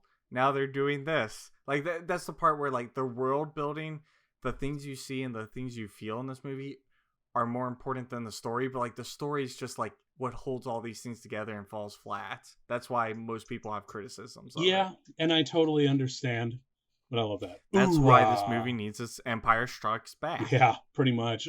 I'm really Because like hoping. A New Hope is great, but story wise compared to Empire Strikes Back is just so much Yeah, better. and you know what? I'm really praying that these new sequels are going to do just that. Oh, I love this moment where I swear to God, when he stands up and the music swells, I could feel the wind on my hair. Ah, so pretty. We jump. Now what? Oh We yeah. jump. Yeah. Oh man. And I love that little smile that he gives, just like, oh man, yeah, let's do this. Okay, I'm gonna be honest. I even if I was in a much in a body that's in much better shape than my human one, I don't think I would Yeah. have the courage to jump. Hey, you're in a different body. It dies. It's like a Cadillac. You can get it replaced. That is true, because if you die in your avatar body, you just like wake up. Mm-hmm. So there's like almost no consequences there. Oh, Yeah, how about like he could that? just do whatever he Too wants. bad. Well, yeah. Well, he's just. It's just really unfortunate that those Cadillacs, those bodies, are really, really expensive. So are Cadillacs. Are they worth it? No, Maybe. no. I go Ford all the time, man. Ford? They don't. You mean the fixer break? All right. Hot take. The Broncos back. I told my boss, I said, I want to get the Broncos. She's like, are you trying to kill your wife? I said, That's no. That's besides the point. Oh man, the movement of those characters and how, you know what's even crazier is a lot of the because usually when you do like these big visual effect shots, you want them to be, you know, static, flat images. Yeah. They're going full handheld, so it looks like they just, you know, plopped a documentary crew of from National Geographic onto an alien planet. That's just so cool. And again, that texture, Yeah, dude. it's not panning shots. It's literally just like, yeah, it looks like somebody brought a cameraman and they're like, all right, I got to capture all of this. This is gonna make a great story. And a lot of The peek around. and a lot of this really does feel like National Geographic because of the beauty lighting that they have in this, and all the intricate textures in the water. Too bad they made a video game that is nowhere as good as this. They're like, you can be Jake Sully. And you're like, not like this. Not like this. Oh shit. Who we gonna wrangle? Jesus. You know, if it wasn't for the fact that they're clearly more afraid of him than he is of yeah, I'd be terrified to go into this lion's den, because those things do not look friendly. Yeah, hiss to you too. They're all like, this guy's coming at us with this rope. Right? Motherfucker. No, I'm out. I'm out. Of course, I really love the fact that he's like, well, which one do I actually go for? The one that tries to kill you. Outstanding. I mean, isn't that with all things in life? True. That should be a meme, shouldn't it? Like, how do I know if this is the thing? It will try to kill you. Outstanding. How do I know this vaccine's safe? It will try to kill you. Outstanding. See, we need to bring back that as a meme. Let's bring back the Avatar meme culture. Look at this. Get some. Get some. Rodeo some. And you know how dangerous that is to do it right next to a cliffside? Like, I don't think he has much of a choice. Come on. Come on, you got him. You got him. Don't be afraid, warrior. You got it. Go for it. Oh, in the face. Oh. Come on. And there goes Jake Sully end movie. Roll credits. He just falls. Roll credits. All right. Take two. Yeah. Get him. Get him. Get him. That's it. Get him with the feet. Get him with the feet. All right. The bird thing is like, man, your feet smell like shh. What you been stepping in? Oh, he got it. He got it. Nice. How do you think it feels to be that bird and have someone just like take over your mind? Well, it's not really about a mind. It's more of like a bond. Yeah, but it's a forceful bond. It's you know. Oh man, now that you mention it, it is kind of rapey, isn't it? Yeah, it's not. It's Oh man. you can get past the kind of because it's like an Oh animal fuck. human You're gonna relationship, but it's like fuck. You're gonna. it would have been great if they were like, hey, Oh shit. here's an egg, raise your little pterodactyl thing. But no, they gotta like forcibly put their tendril thingy on the other tendril thingy. Yep. Man, you just ruined it. Fuck. I'm telling you, some of these things like 2020, you're like looking back, you're like, all right, we're past this part. Yep. But then when he finally gets control here, this scene turns just amazing. Yeah. Oh man, I swear I still can remember feeling the wind in my face. Pink left. They're like, I understand English. Wow. And then, of course, when Natiri gets on, the music starts. Don't they all jump on one or so? Eventually. They're all like, But we're going for a there's drive. the music. Here's the music. Oh, man. James Horner really outdid himself on this one. Because I actually remember that James Horner originally did the music for Aliens, but it was done in such a crunch time that he said, I will never work with James Cameron ever again. And then he went... Spoiler alert. But no, then he went to go do Titanic with him. And after sweeping the Academy Awards, he's like, all right, I'll do Avatar for you.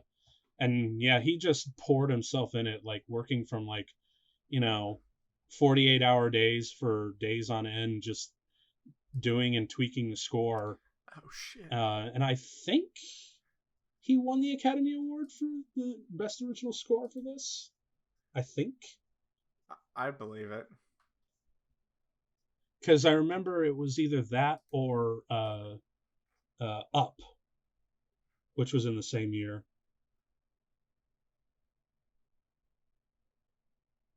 Nope, Up won. But I'll be damned if this was a close second place.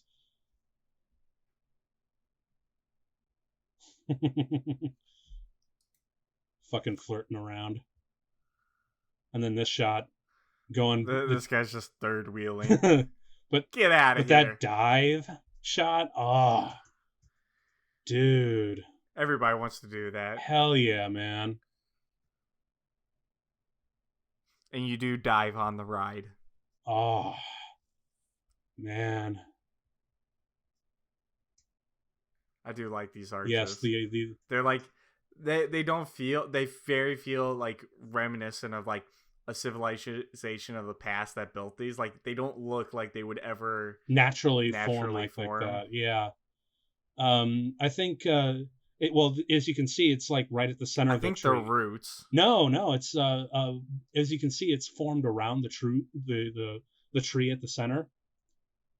But what she's pointing at are like all these anomalies, and it fucks with the gravity in the ecosystem. And now the Na'vi interpret that as like a spiritual thing, but in fact, there's something very weird and biological going that actually makes the arches form around that.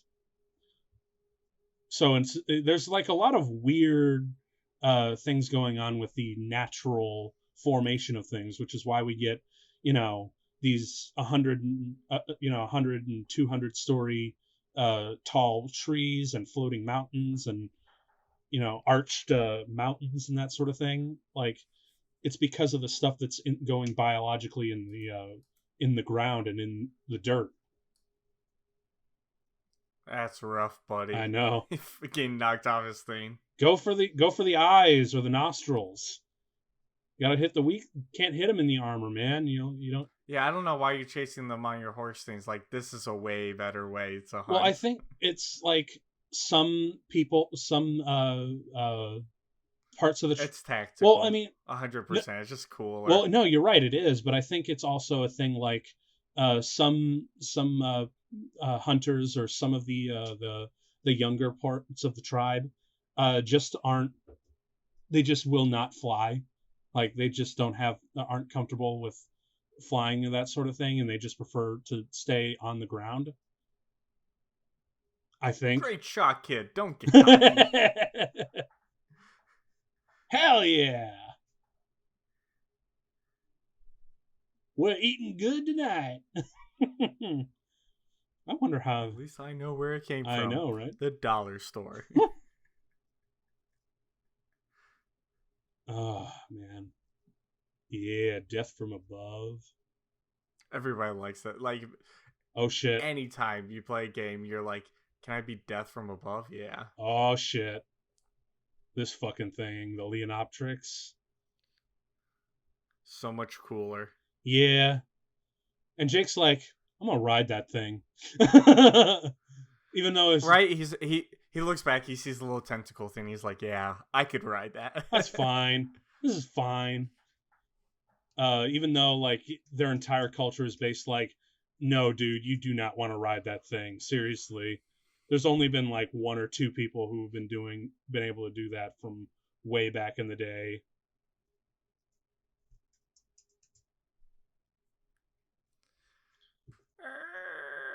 He yells at him.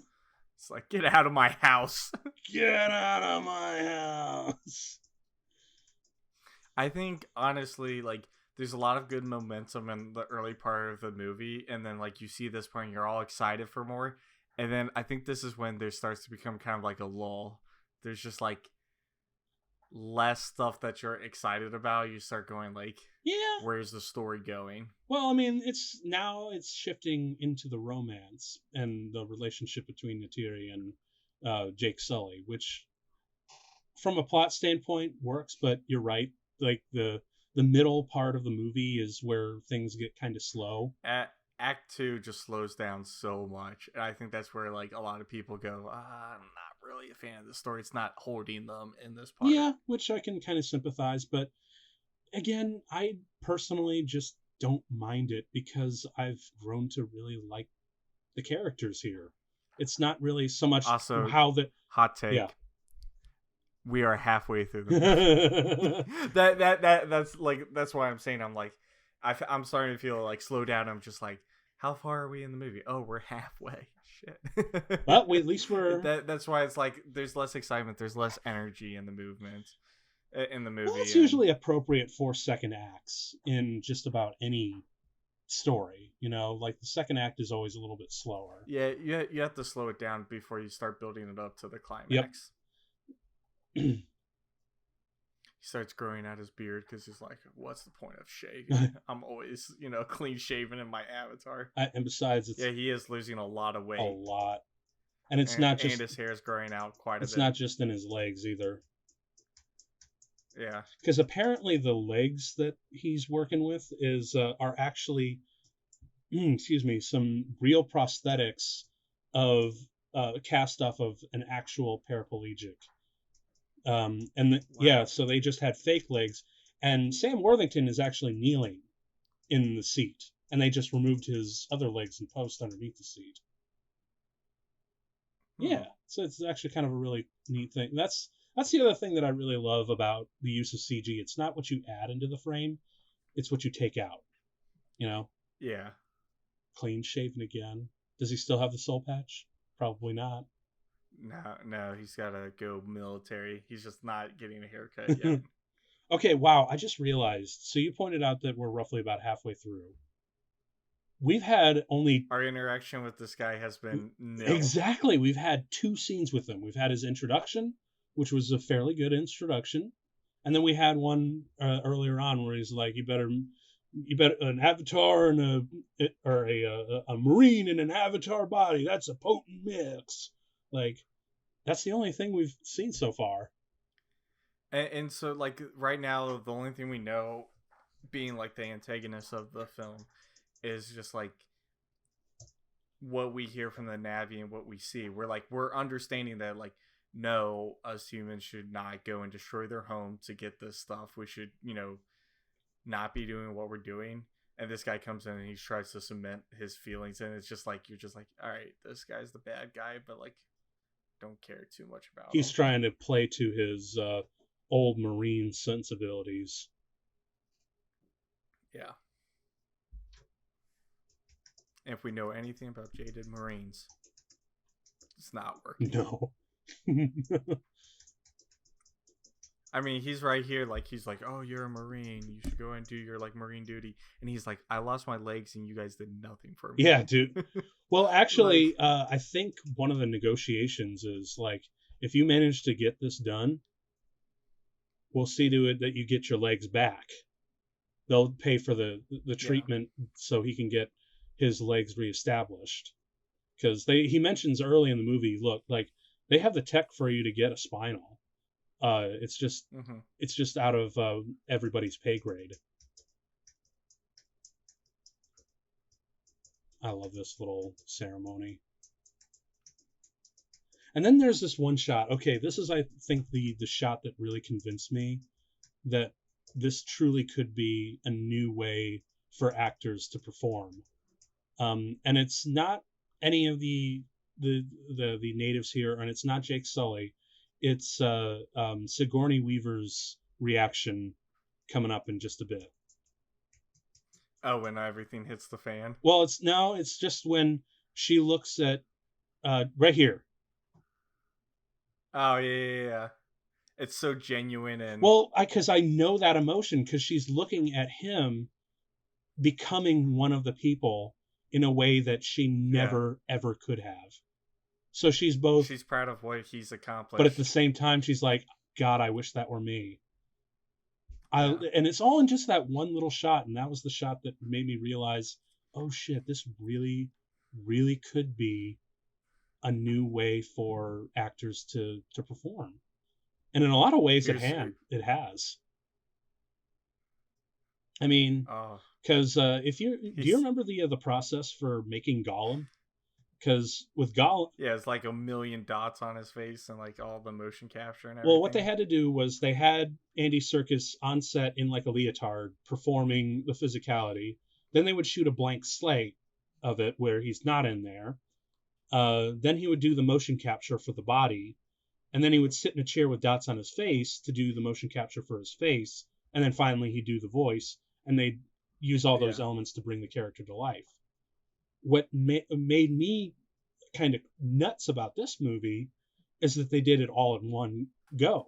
They had microphones on the volume where they recorded the motion captures of not just the body, but they had the dots on the actors' faces at the same time and had a mocap camera in their face to capture that. So it was all done in one shot and not over multiple different passes. Can we talk about when he connected to the tree? Yeah. Instead of, like, usually when you connect, the animal's eyes get big. When he connected to a tree, his eyes got big. Yeah. The pupils dilate. Like, he's the, what do you call it? Encoding, you would call him the child, and the tree, the pilot. Yeah. Not pilot, parents. Yeah. And I also love the fact that you can upload and download data saved on this biological hard drive where you can see and hear and experience to an extent memories and thoughts. Mm-hmm. Like, that's amazing. That kind of connectivity and that kind of that kind of intimacy among not just themselves but to the planet and the creatures themselves is really kind of cool. Oh man. Jake Sully's about to get laid. Where is he wearing flowers? He needs his flowers to be deflowered. I mean, she's definitely wearing flowers, so. Yep. Oh, and if you remember, he was in the army for some years, so that's where it happened. Yep. Now this is cool. We're gonna connect. Actually, if you can feel each other's bodies at the same time while you're fucking, can you imagine how hot that must be? That's kind of crazy. Because apparently that and by the way, that I'm not gonna lie, this whole part kind of looks a little awkward. It's, I don't know. Well, actually, that whole connecting of the braids, it's well done for what it is. Yeah, but the connection of the braids, that wasn't in the theatrical cut, believe it or not. Was it? It wasn't. That's what it looks like. I think he kept that out specifically so he could say There's an extended sex scene in this movie. Oh, James I Cameron, know. you never cease to How so exploitive. amaze me. And then fade out and fade back in. Apparently, that's where the DVD, and I don't know, maybe the Blu-ray, I guess, but there's like like you have to switch over to disc 1 or 2. Hopefully, you and back home haven't backed in. I love how you kind of understand that shit's about to hit the hand, where you hear the beep Yep, beep beep. trees are beep. falling, man. Now we gotta wake up, man. Come on. But he can't wake up because he's not connected yet. Eat your food. Eat your breakfast. Eat your Wheaties. Oh, shit.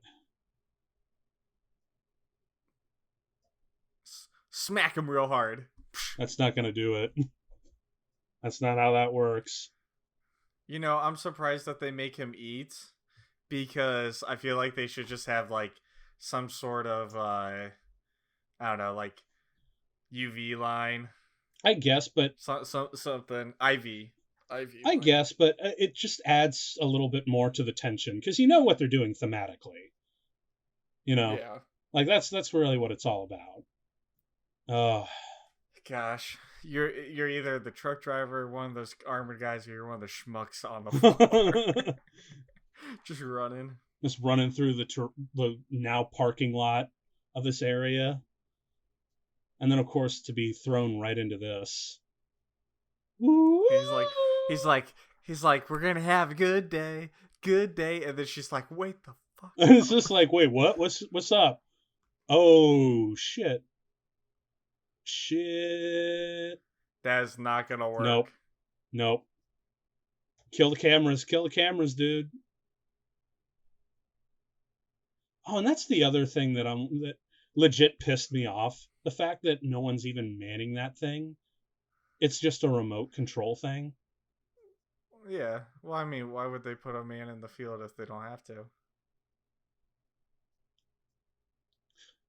I think that's the only reason why I'm able to buy into this, because we've built like an entire first half of the movie of empathizing. See? Yeah, exactly. But we've had a full first half of the movie to empathize with the characters, and now that we can get into the environmental message of like that they're tearing them down, that's when we really get just like, we look at Giovanni Ribisi's character and we're like, I want to fucking punch that guy. Because we've had time to empathize with the characters and the planet. Yeah. Especially because we're just... Well, to be honest, we only hate his character because we're on the opposite side of him. Like, I don't know, he's not built up as a bad guy. He's just built up as the guy that they're against. Like, he does bad stuff, but like he's not evil. He's just greedy. Greedy. He's just there to make money. Greedy, yeah. Yeah. I know, this is fucking devastating. It's like those Native American commercials where there's like trash everywhere and you just zoom in on a close-up of a Native American and there's just the one tear. Cry. We make fun. Enhanced. Oh, I hate that. We finally got the technology. I hate that. I hate that so much. But yeah, like, look, it might be cliche to say that those old Native American environmentalist ads are kind of dumb and stupid, but Jesus Christ, look at the state of things. Just look at the state of things.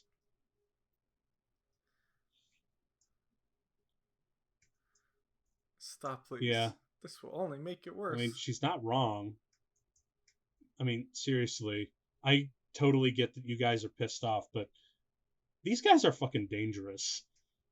The kind of weapons that they do. I love that. They get back and they're like, where were you two? They're like, not in the woods, having a good connection.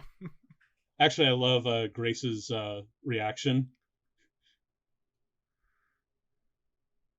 Oh, shit. She's like, oh. You done. We don't have the health care for alien herpes. Unintended Navi children.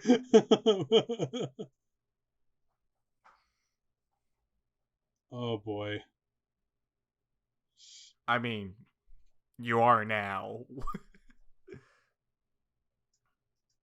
I mean, he's not wrong. Like seriously, these people can level your entire home with just in a few minutes. Although you know what's weird? Yeah, I mean, I just realized something. So like for all the human firepower that they have, surprisingly, no presence of nuclear weapons in this movie. well, I mean, they're saving that for Avatar 5. Probably, but I just find it weird because it's a James Cameron movie, and looking back, there's usually a nuclear weapon kind of reference. You know, we had it in. He learned after the Titanic you can't have nukes in the Titanic. Okay, actually, you're right. That's the one time because we've had them in Terminator, we've had them in True Lies, we've had them in Aliens. Like nuclear weapons seem to have been kind of a big thing anytime the military is involved in one of his stories. Oh shit, dude, Grace. that's so dangerous. That's like that's like unplugging your flash drive without hitting the eject button. And that's not dangerous. It's like pulling your car key while driving. It's even worse. Well, it's still, I'm just thinking about his brain and how it could possibly get corrupted with that kind of a link severed. Yeah. I like how now they're like, he's a demon in a false body. It's like, you guys knew that. What are you trying to tell us? You already knew that. Well, remember, he is kind of just blind with pissed off rage. He's always been pissed off. So is he. Ow. Ow. I love that. One punch. One punch man. One punch! Oh, also, I love these handcuffs. They're just like... I know, right? You know, I just realized how hard it must be. Wait, what's hold up? on. You found yourself some local tail and you can help yourself. That's what he says. Well, I mean, you know, not wrong. Ranger actually, Rick. What a great nickname. Actually, she is gonna shoot, or he is gonna shoot her later on. Isn't that fucked up? Well, I guess he's just a man of his word. Yeah. Frankie Jr. being fucking hell, man, tone deaf. I mean,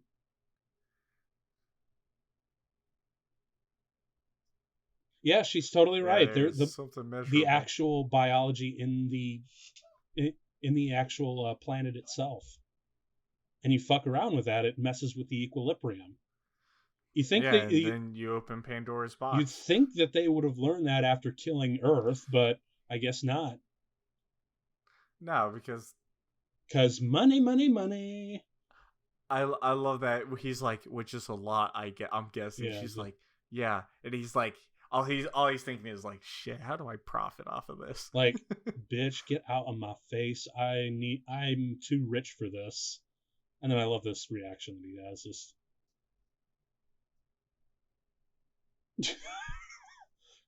God. Just a little bit of the ganja. Just like, dude, fucking hell, dude. Have you learned anything from planet Earth? The fact that you fucking killed it and now you're just... Are you really that bloodthirsty for money to kill another planet? Don't answer that rhetorical. I know the answer is yes. Yeah. They're like, I'm here to get a paycheck so I can go home and eat some shitty food. Eat some shrimp scampi or whatever the fuck. Some shrimp jello. Or whatever the fuck rich people have. Caviar, I don't know. Endangered species. It's avocado on toast. Everybody knows that. Fucking hell no. That's millennial food. And in case you haven't noticed, millennials are fucking poor as shit. Exactly, that's the joke. Oh, I see. The rich are like, I'm taking that back. We're taking the avocado toast back. When you go to Chipotle with your friends and they're like, hey, guac is extra, and they're like, I know. I'm buying it on purpose. It's like, you rich fuck. Son of a bitch. Oh boy. Oh no. Jake Sully, I will tell you the truth. Yeah, here don't we start seeing all other tribes? No, they're destroying like the drilling equipment. Yeah. Which again, totally justified, but How did they do it though? very carefully. God. All right, this is like straight up a HUD in like video games. Yeah, but I honestly remember this was like, uh, remember this is still like 2008, 2009. So this is still kind of the early concept. I'm pretty sure that the only place we've kind of seen this is like in places like Modern Warfare and things like that. Yeah. Although what's really ironic, Sam Worthington was totally the voice of the protagonist in the Call of Duty games after this. Yeah, he fits that. He fits that like dry, He's got that just like tough guy kind of thing going on. That kind of yeah. world weary, grizzled, but willing to get shit done kind of thing. Let's go. No, No. hell no, hell no.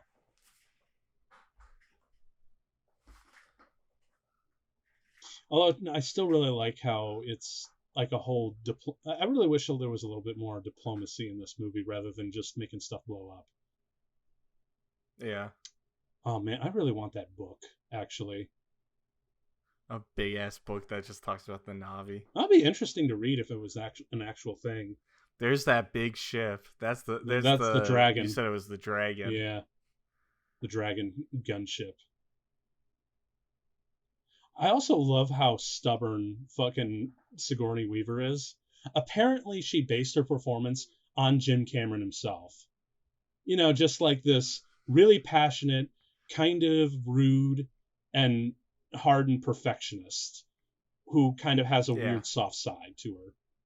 Like, she totally just I totally just channeled Jim Cameron in my performance on that, which I thought was kind of funny. Works out. Yeah, it totally does. Especially for one of the few actresses that are willing to put up with Jim Cameron's bullshit. Because I take it you've heard of like all the for 5 movies. Yeah, I take it you've heard all the crazy bullshit that people have put up with him over the years making movies. Yeah.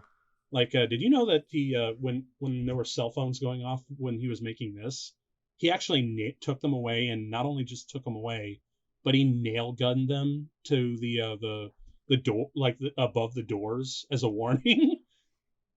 Like, Jesus. He would have made a great teacher. No cell phone. Just take them away and nail gun. Sky people are coming to destroy the home tree. You guys gotta move. I mean, he does have a point. Seriously, I mean, they're hauling enough firepower to take out an area the size of Manhattan. Yeah. Okay, now this is the part where you mentioned like this plot slowing down. This is the part where I thought it really slows down. Yeah. Like I think one critic called it the liar revealed trope. Like, you've seen it in films like A Bug's Life and in Aladdin and or even like a Goofy movie. You were lying to me? Yeah, but I didn't intend to lie to you. Yeah, it's just like the liar revealed trope is just such a poor trope. Especially the fact that the protagonist usually gets rewarded in the end. Like, because I get it, they're supposed to make this like superficial low point for the character to the point where it's like the audience legitimately has to ask like, oh, how the hell are they going to get out of this? Like, it's not really a thing where it's just like, how do I physically get out of this situation and save my hide? How do I reestablish a relationship with these people and to those who I love? And the answer to that is he gets the biggest bird. I know, right? Which in retrospect is kind of a dumb answer. Also, they're like, we give you an hour and then you have to get out. And he's definitely, oh, look, there's actually a dragon on it. They're like, you get an hour and then you have to get out. And it's like, definitely longer than an hour. Yeah. Yeah. Oh, shit. They're coming.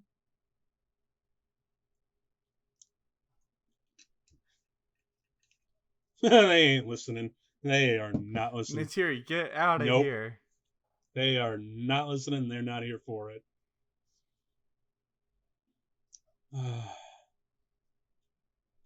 Also, this is the moment where Jim Cameron really gets to show off his quote unquote anti military industrial complex, where they're using basic, really basic shock and awe tactics. Yeah. I'm actually kind of surprised that they're not playing Ride of the Valkyries on a loudspeaker. Bum, bum, bum, Bum, bum, bum, ba, bum, bum, bum, bum. Such a big tree too. Like they're in the biggest thing around them, and the tree is still Yep. massive. And they're like, you know what? That big ass tree is a challenge. I'm just gonna knock it right down. Yeah, they shoot like 3 missiles and it goes down. I also love the fact that he's just sipping coffee the whole time. Just another day. Yeah, keep away. He's just another day in the Corps. I love the Corps. I'm a Marine. Ugh, tear gas. Tear gassing. That's not gonna ever be relevant. It hurts. It really hurts. It legit. No, seriously, it does hurt, actually. I like how they're shooting arrows at them. They're like, oh, how cute. Well, even the worst part is, like, that even the most skilled archer that knows how to shoot for weak spots and whatnot, the weak spots that are actually there, like in the propellers or in the exhaust ports, arrows aren't going to have any effect on that. And then this, oh man, that's devastating. This is when the movie sort of starts picking up. Yeah. Because, like, you're like, all right, I'm invested. I'm like, things are happening. Also, that one shot where they were jumping up into the tree and it's looking down mirrors that other shot where they were going up the tree. Like, that's another really good parallel. Because one thing that Jim Cameron did master is that in Titanic, he had to learn that, we know the boat is going to sink by the end of the movie, but we still have to build up the grandeur of the ship so that we can appreciate what a great thing that did sink. So when it does sink, you have that empathy when it does go down. And he does the same thing here for not only the environment, but also for the people here. Oh, dude, the lines under her eyes. I like how Oh man, that's just painful. Yeah. But I mean, she's showing that she trusts them because she's like, they came here to warn us. Like, they may have lied to us, but like they genuinely were here to help us. Yeah. And really at this point, with this kind of destruction, what other choice do we have but to accept that? Yeah. We'll take any help that we can get at this point, because look at this. That is. I like how Michelle Rodriguez, though, in a little bit, she's just like, I ain't fucking pulling this. Screw this shit. And I believe this was also something that a lot of people pointed out, including myself. Yeah, she's just like, fuck this shit, I'm out. This guy gets so mad. Well, yeah, he's just like, I wanted to shoot something. Come on, I want to shoot something, but no. But yeah, this is the moment where not only a lot of dude, seriously, he's just sipping his coffee like it ain't no thing. This is just a Tuesday for him. But something that I totally noticed that a lot of other critics kind of picked up on, but I did too, just like initially watching it. A lot of 9/11 parallels with this bit right here. Not just the overall destruction and the carnage on the ground and the smoke, but the fact that this giant imposing symbol of their home is about to be collapsed in a way that's very similar to our devastation towards the Twin Towers falling. Can we talk about the animation of all the tree branches? I know. Like, the tree roots just crack. It actually looks pretty good. I mean, because that's something that you always run the risk of, even for something super innovative. You always run the risk that eventually the technology is going to look dated. This movie doesn't really look Yeah. dated. I'd argue that it doesn't. Honestly, this movie could come out this year, and I think it holds up extremely Yeah, well. yeah, Story, not so much, but yeah, but the effects would still hold up as being like, yeah, this is really, really good. Like, this is far better than your average mainstream Hollywood movie. So I'm really excited to see what the hell he's going to do for the new one. yeah. I hope he doesn't jump the shark. Well, if he does jump it, I hope he does it in a really interesting way. Because for True. better or worse, oh Jesus, the cut off of those screams. I really believe that's gonna be like the Navi coming to Earth. It's gonna be Pocahontas 2 direct to DVD. It's gonna be. It's just if that happens, I don't know. I'm gonna go out and buy a lottery ticket. We'll see, man. We'll see. Because there's so much good stuff to pull from this universe, and so much good commentary and good storytelling that you could put in here. So I'm hopeful, but damn. Even the people in the command center, I think even like big CEO is just kind of like, I think we've gone a little too far. Yep. Not the military people though. This is just their job. Yeah, military people are like, we do this all the time. Like, It's a non-issue. they just fuck off unceremoniously. How about that? Yeah. Well, they're like, it's gonna burn for a while. Fucking hell, man. Oh. Tribe leader's gone. Oh. He's not getting up from that. That's Well, he's still holding on, but barely. Oh.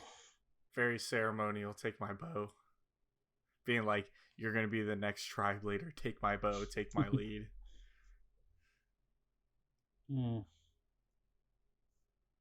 Yeah, this could come out in 2020, and people just it looks just as good as like Endgame does. Yeah, yeah. You know what I also really loved, especially again seeing it in 3D, were the ashes falling. I swear to God, in some cases, I felt like some of those ashes were going right past my nose.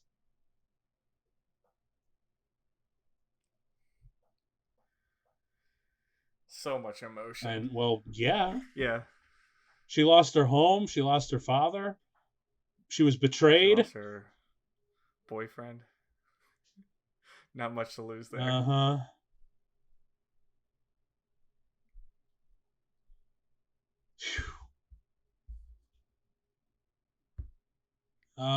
Shit. Pull the plug. Yeah, he had an hour. Oh, look at that punch. I actually love the fact that if you notice there, like, they started sucking the color out. Yeah, but like I also kind of don't like that. It's like yes, we know these things are happening. We're getting a little too on the nose with the visuals there. Yeah. Yeah, it's like we know that this is like I feel like there would have been a better way to do this. Like we knew this was going to happen. We knew this was going to be the end game. Like at least it's got, again, it's still, at least at very least it has a really great score to carry it. Yeah. Ugh. Fucking Trail of Tears right there, man.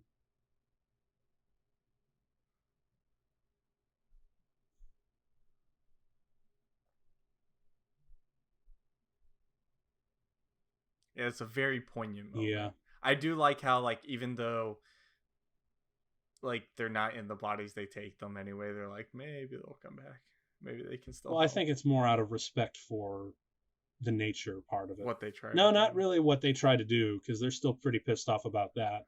It's the fact that they don't want that body to go to waste. True. Oh, and then as soon as you see this here, you're like, The Great Prison Break. Yeah, you're like, as soon as she walks in, you're like, oh, she break out. Yeah, happens real quick. Mm-hmm. Feel that? Feel that, bitch? That's right. Come on.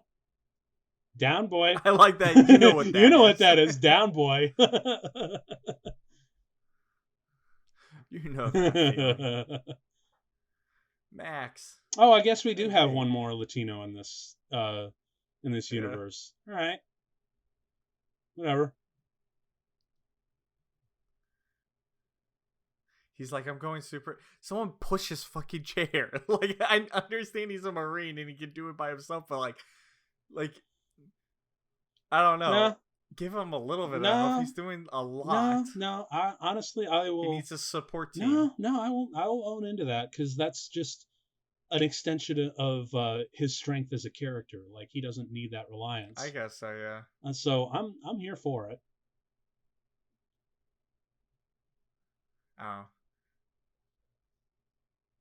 Someone on the inside. He's like, Max, stay here. I need someone on the inside. We're like, we are just now realizing that you are a character. Wait, how much screen time did you have in this? Like, we're like, I guess I saw you in the first 30 yeah.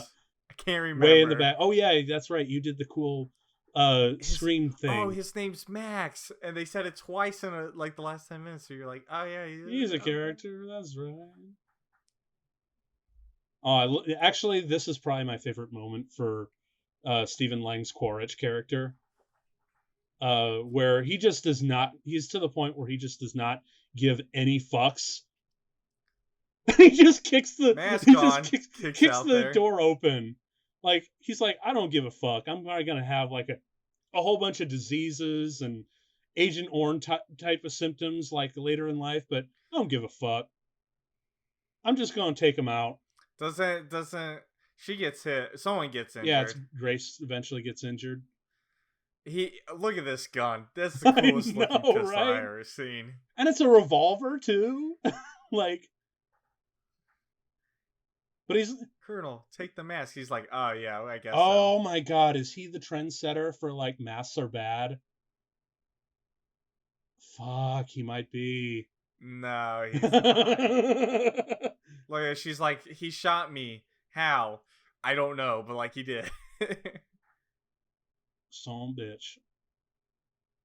I like how she's like, this is gonna ruin my day. Not my week, not my year. Actually, that's one of my favorite lines from this movie, because often anytime I usually get into like a really crappy situation, I'm like, well, this is gonna ruin my day, even though it's gonna be something that's clearly that's something a lot worse. Taken off with the facility. Got to have some resources. How'd they get his Navi? Oh, it's inside, or yeah, it was on the inside of the container thing. It was somewhere. They had it's fine. On lock and key. It's fine. It's very fine. It's fine. Everything. That's right. Except that Grace is dying. That's not okay. It's only a bad day. Nothing else. This is just going to ruin her day. She'll be fine next week. Right? Right? Right. But yeah, I just love the fact that Quaritch it does not give a shit to the point where he'll just be like, yeah, I'm going to expose myself to lethal air. Mask on. Just I know. Like, everybody's got that coworker. You're like, oh my god, quit it. Like, you're gonna endanger. Quit trying to kill us. You're gonna endanger us all for your own agenda. Actually, that totally does sound like leadership nowadays. He's not wrong. He's just an asshole. Why would they help us? He's like, I got no answers to that, but like they are. It's part of the plot. Yeah. They've got somewhat plot armor, and plus that's the logical next step for where the plot's supposed to go. Awa. Actually, yeah. You know what's really fun is that Awa's kind of a weird rearranging of Yahweh. The Hebrew sense. God. Yeah. At least they didn't go more on the nose with like Yggdrasil, I know, which is right? like the tree I god, know, right? the Nordic tree god. Oh, it's a tree. Yeah, it's Yggdrasil, or however you pronounce it.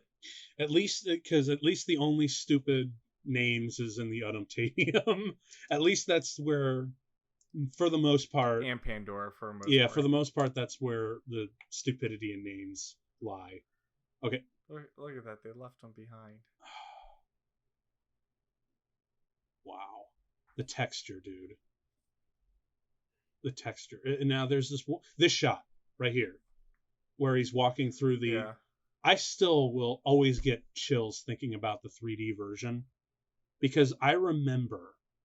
I swear that the ashes in front of him were in front of me. Like I said, movie's amazing in theaters in 3D, but at home it's like Eh, it's it's lacking okay. it. It's better in 3D in Yeah, theaters. on a big, especially on a big screen with a big Mm-hmm. sound system. Fun fact: I was thinking about this in the movie theater that I watched this movie. I sat in the same seat that I watched Despicable Me. weird, weird note to bear in mind, but okay. I was just thinking about that. I'm like, you know what? I sat there. I remember this. Look at that. His little bird came back. What a good bird. Oh shit. Bird dragon. Actually, Oh yeah, I like his logic here, where he's like, this thing only attacks from above, so nobody attacks him from above, so I'm attacking from like, above. why would It's he like bother looking up? It's such big brain moment. It's like, no one attacks him from above. Oh, yeah, just pissed him off. They're not gonna show us it though. No. We're like, all right. Although I do love the choir here. It's very uh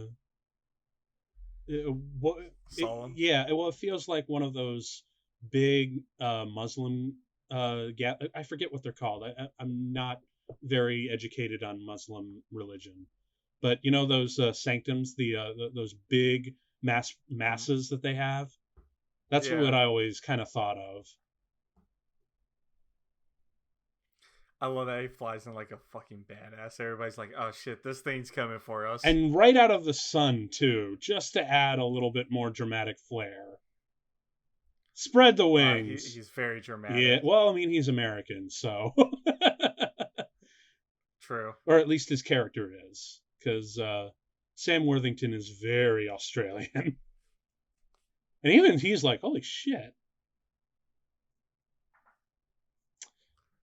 They're like, wait a minute. The last guy who came in and saved us rode in on one of those. Maybe it's very symbolic. Yeah, and this is the part where and cool. It is cool, but this is also the part where I can kind of see where a lot of critics and commentators were like, yeah, this is one of those white savior movies.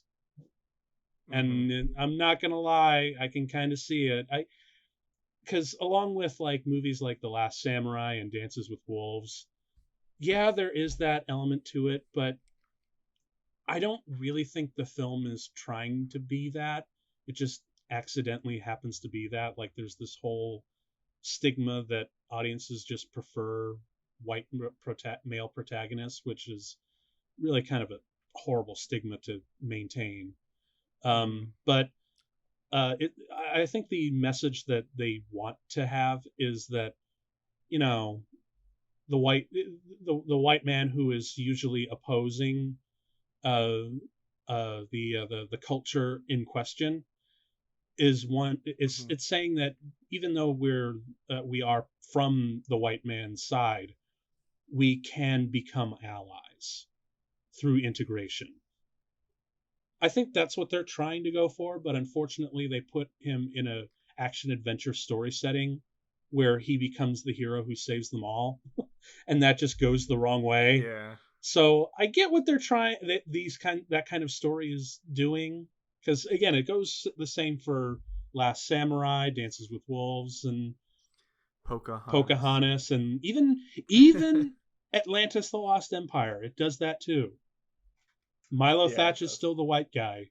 But again, I really think it's more of the message See, like we but can like be I allies. feel like Atlantis does it a little bit different. Well, yeah, Like because Milo doesn't come to save them. He comes and like teaches them the knowledge that they lost based off the knowledge he's well, the found. other really great thing about The people save themselves for the most yeah, and part. the other great thing about Milo Thatch is that he's a very meek individual.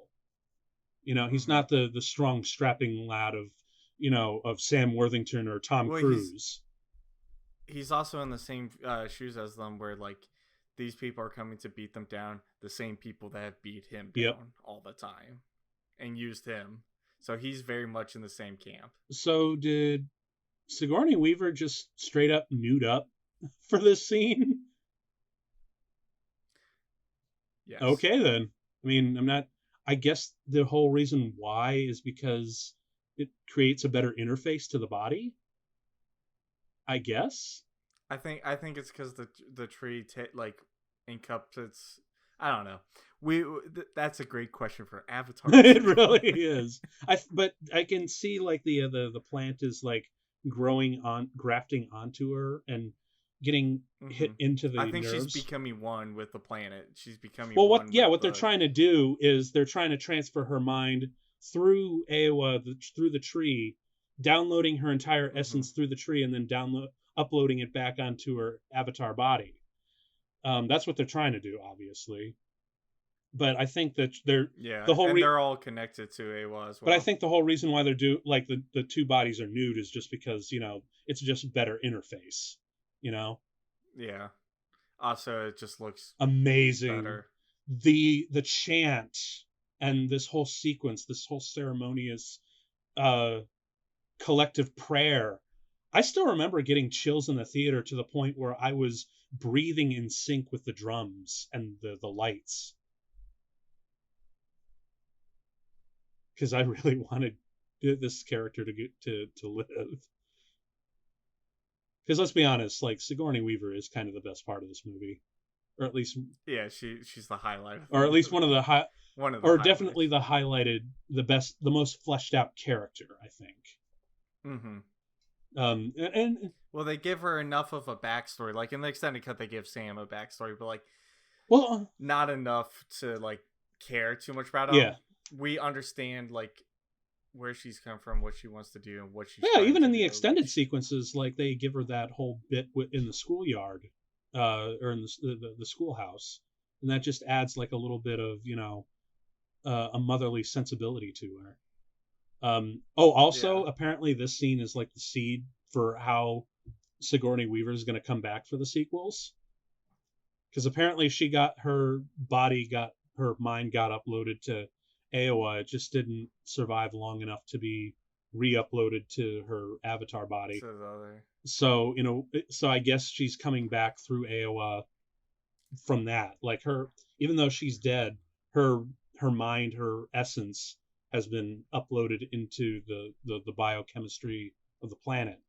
So that's Interesting note in the filmography on IMDb for her.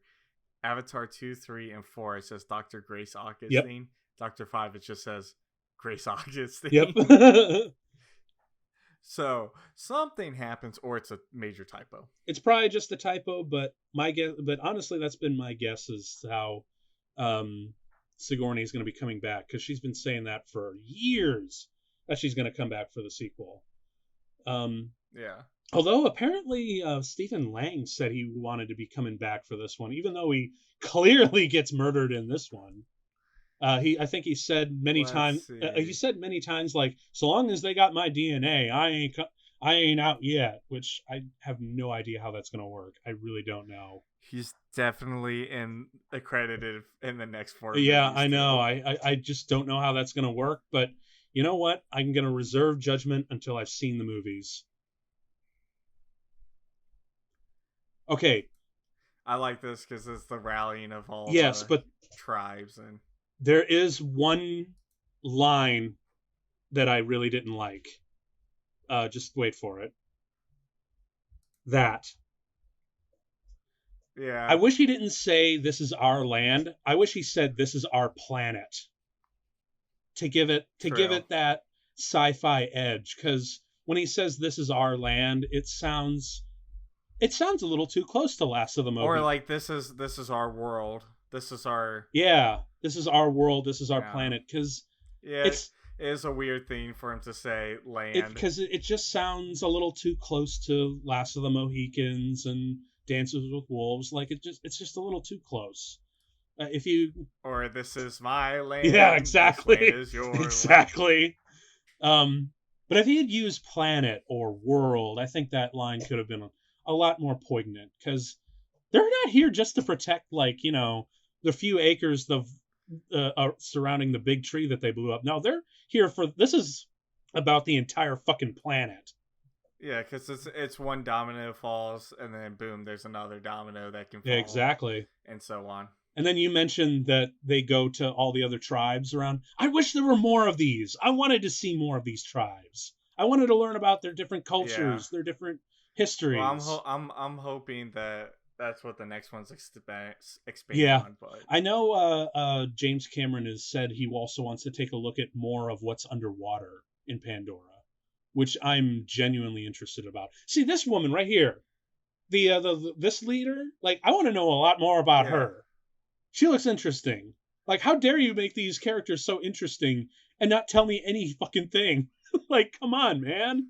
I want to learn more. Well, see, that's why I'm kind of like it would have been cooler for them to have done the heist already and focus the middle half on gathering all these Yeah. people a little bit more than like, oh, I lied to you, your tree, you got blown up, and now Sigourney Weaver's dead. Yeah. It's the plot is a little too by the numbers. If they had really tried to do something more innovative with the plot, I think that would have made the innovations with the technology soar even higher. You Yeah, know, because I think that's really what these things are at the end of the day. They're stories. And you could have like really great technology, but if you don't have something really interesting to do with it, or at least a really great story to tell with it, then it becomes a little flat. yeah, I always like this scene because he's just like, initially it was 200, now it's 2,000. It's like I feel like I like the symmetry of those numbers, but I feel like it would have been like they've gone from 200 to 10,000 or something, like something that's not like I don't know. Little geeky nitpick. Yeah, it's like you could have picked like a different number or something. I Oh, we don't don't know. have budget for that sort of thing. We got to put it into this 3D tech. I don't know why I gave Jim Cameron that voice. We we're gonna blast the crater in their racial memory. Yikes! Yeah, Yikes! And the fact that there are cheers is it's a so scary. well, like it's not even like I mean he could have just been like we're gonna kill them all. Like, yeah, I mean they got enough bombs to do no, so. let's So let's like let's hammer in our message just a little bit further. We've already beat it with you over with a fucking sledgehammer when the tree fell down. Let's hammer it in even further with this. yeah, let's make sure no one messes with Well, us. let's just really like make the most obvious theme ever. Trees good, military bad. Yeah, it's very paint. It's a black and white film. It's just like there's no complexity to the villain's motives or anybody else. It's just like these guys are bad. They're doing something bad. Mm-hmm. This is something that like I don't know. Did you ever hear about Alejandro Jodorowsky's never made version of Dune? No, I haven't. Ooh, that's a long story, but uh, short, really short version is that this Chilean filmmaker Alejandro Jodorowsky wanted to make a version of Dune that was probably the most radical film ever, even by today's standards, and he wanted to do it in 1975. Um, because with the technology and the story and the crazy visuals and the unconventional storytelling, I just keep thinking, what if those kinds of unconventional storytelling devices and those crazy drug-like induced images and visuals were grafted onto this movie? This movie could have been even stronger, I think. Yeah, it just needs more depth. Mm-hmm. It just needs more layers than just like the ones that we're seeing, where it's like it's a fun sci-fi movie with a basic story with amazing world building, but like it needs more to Yeah. it. Sadly, though, that doesn't. So I always dig this dude's haircut. Oh, you actually like Mohawk Jake Sully more than. Yeah, it looks like, well, he's kind of like adopting more of a haircut that like more of the tribal men Yeah. have, and so it's like it's more of like a visual sign How did that he he's, get it you know, cut? drugged with How did he people. get it cut so cleanly without any They got sharp ass without knives. any razors or metal? And also, how was he able to? Oh, that's right. Also, how did they cut it when his hair's always been braided?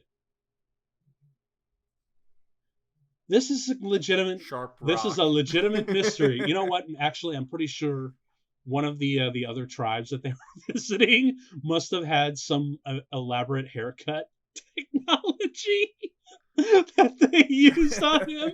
Like, hey, we're gonna fix you up right. I do love the fact that they don't kiss here. That's actually a nice little break from it. Like this plot's so already so cliched. Like let's Yeah, not do if that. you're gonna have a kiss in a movie, you gotta do it right. You gotta do it with Ray and and fucking Kylo Ren. I hate you. I hate you. Ren. I hate you. I hate you. I was not a fan of that. I did not. Nobody was. No one liked it. Everyone was just in the theater groaning. But anyway, the thing about even the people who wanted the relationship were like, not like this. Oh fucking hell! The coolest ship, in my opinion. Yeah, I believe that one's the Valkyrie. The space. It's like a space shuttle as well.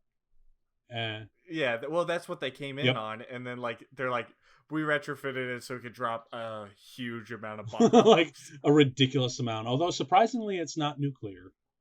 Like you would have thought that that's what they would have done, but well, because they still need a, like, even though they what do you call it? Even though they can't breathe the air, they still need to mine the material, and they can't get that radiated. That's true. Actually, you got a point there. I do really love how his the braids and his dreads flow in the wind. Yeah. As a matter of fact, I think they even had motion capture braids for the actors to wear while they were doing the motion capture, just so they had realistic ways that they would interact. Like to the point they even had trackers on the braids, which is actually kind of cool now that you think about it. Yeah. Everything is just animated and created so well. I always just feel bad for the schmucks who don't get their like own power armor. Right. They're like, here's a mask and a vest and some light ammunition armor, where these giant robot things get fucking cannons with a bayonet in front of it too. Like, you see the giant blade underneath the barrel? Yeah, I mean, honestly, it could be bigger, like lengthwise. Although, you know what I thought was really interesting? Inside, if you notice, they have mirrors to look behind them and to check their blind spot. They don't have cameras; they have old-fashioned mirrors. The fact that they're kind of going like a little old-style analog, well, like, is kind of interesting. Well, like cameras can, like we saw earlier on, cameras can be broken and removed. Mirrors on the inside, just that's true. Always that's work. true. But I just love the fact that it's just one little toe in the old analog ways of doing things. Hold. Oh shit. That's it just looks so that's cool. imposing though. Oh fuck. Oh fuck. What's coming? The ride of the Rohirrim. Death! You know what movie what Ghibli movie this kind of Princess reminds me of? Mononoke. Yeah, It totally it's is. very strong Oh yeah, vibes. dude. Like, I mean, James Cameron has been totally open to the fact, like, yeah, this is going to be borrowing from a lot of different stuff. Like, I'm just going to tell it in a way you've never seen before. And Yeah. honestly, with that mentality, even now, I can still enjoy this movie a lot. Like, a lot, actually. See, I didn't want to say it, but like I'm enjoying it more than I remember enjoying it, and it might be because like it's like I'm not focusing on the story, but just Taking, refocusing on like the animation, the world that yeah, you're just in. taking in the Like breadth of the world that you're seeing. that's why I enjoyed Pandora so much at Disneyland. It's just like the environments and It's the like yeah, feeling. it's like being like a lapsed Catholic, and then suddenly going into the cathedral and suddenly remembering everything you learned growing up. Yeah. Like, it's just like, holy shit! It's like that amazing spiritual thing. That's cool. Where he just grabs the fucking helicopter. Well, they get bigger arrows now that go through the Well, actually, and they make sure that their velocity is even well, faster. I see. So I think the whole reason why they didn't work last time is because they were shooting up, and now they're shooting down into mhm. them. They were just Well, I also think the amount of speed, like a bullet is traveling faster and faster and faster, will tear through anything no matter yeah. what. And plus, they got, It's just they weren't propelling them fast yep. enough. But they also had a much better angle. They were shooting down into them instead of up.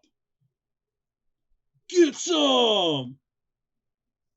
This dude's finally I happy. know, right? He's finally got a big Like ass I've been gun. waiting for this, and I think he dies. He's finally got his big ass gun to shoot a whole bunch of blue people like a fucking human racist. That's got to be the worst way to die. Propeller blade thrown at you. Jesus. Either that or just being grabbed by one of these motherfuckers. I also like how they put up all the guns and like ramparts on top. Like it's like an old blimp from World War Yeah, One. yeah. I actually, I remember, because this movie was such a big impact on me, I actually made, without any technical knowledge or anything, I just kind of was watching the movie and I decided to make Lego versions of the Scorpion helicopters and the Dragon ship. Yeah. I'm pretty sure it's still.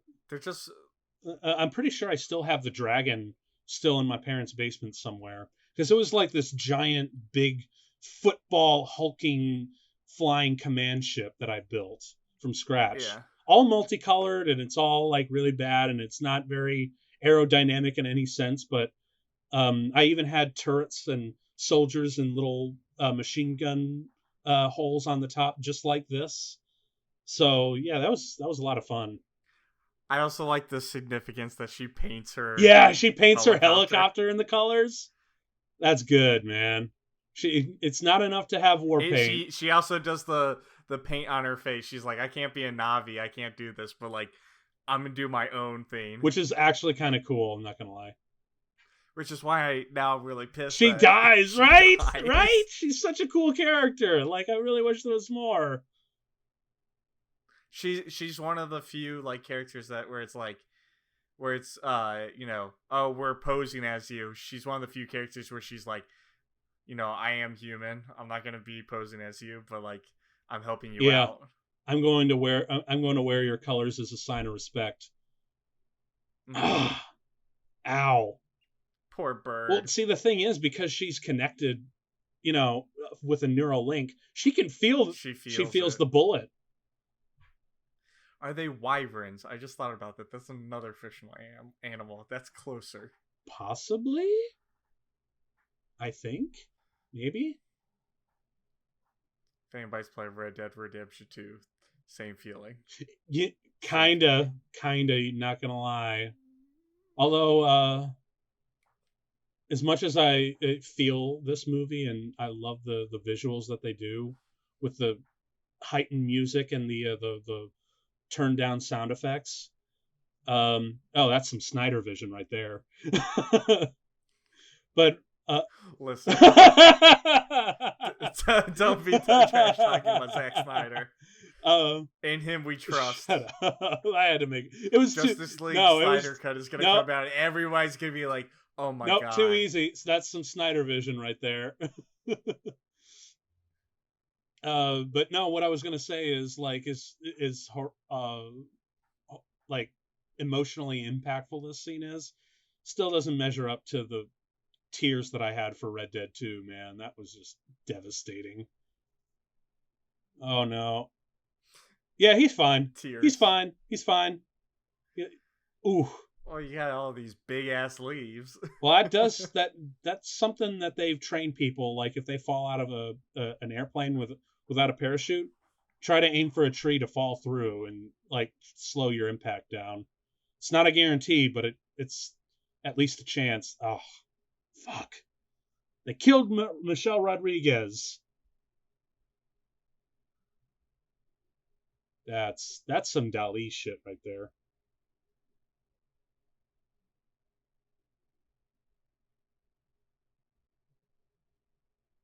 Did he just say Rogue One? Rogue One. Motherfucker, he did. Red One standing by. Rogue One. Red October standing by. This is like, what's your call sign? Rogue One. I liked it did show his Navi died, and he like came out, and it's like clearly like he also felt like he basically died. Yeah. It's a traumatic. It's experience. not a. So I guess you can't crash it like a Cadillac and be like whatever. Yeah, no, that's linked to your head and to the rest of your body. Like that shit transfers over. Oh, fucking flamethrowers, man. It's a cool ass flamethrower. Well, if they do have flamethrowers, you know what the logical thing to aim for is, right? The fuel source. That's what they would do in World War II. They would just aim for the pack that had their fuel, and it would just blow them up essentially. That's why you would never want to be a flamethrower person. No, those guys dreaded it. This is when Yewa provides, or Awa. Oh yeah, something's coming. Some big old doggos. Some big old doggos. All right, ready?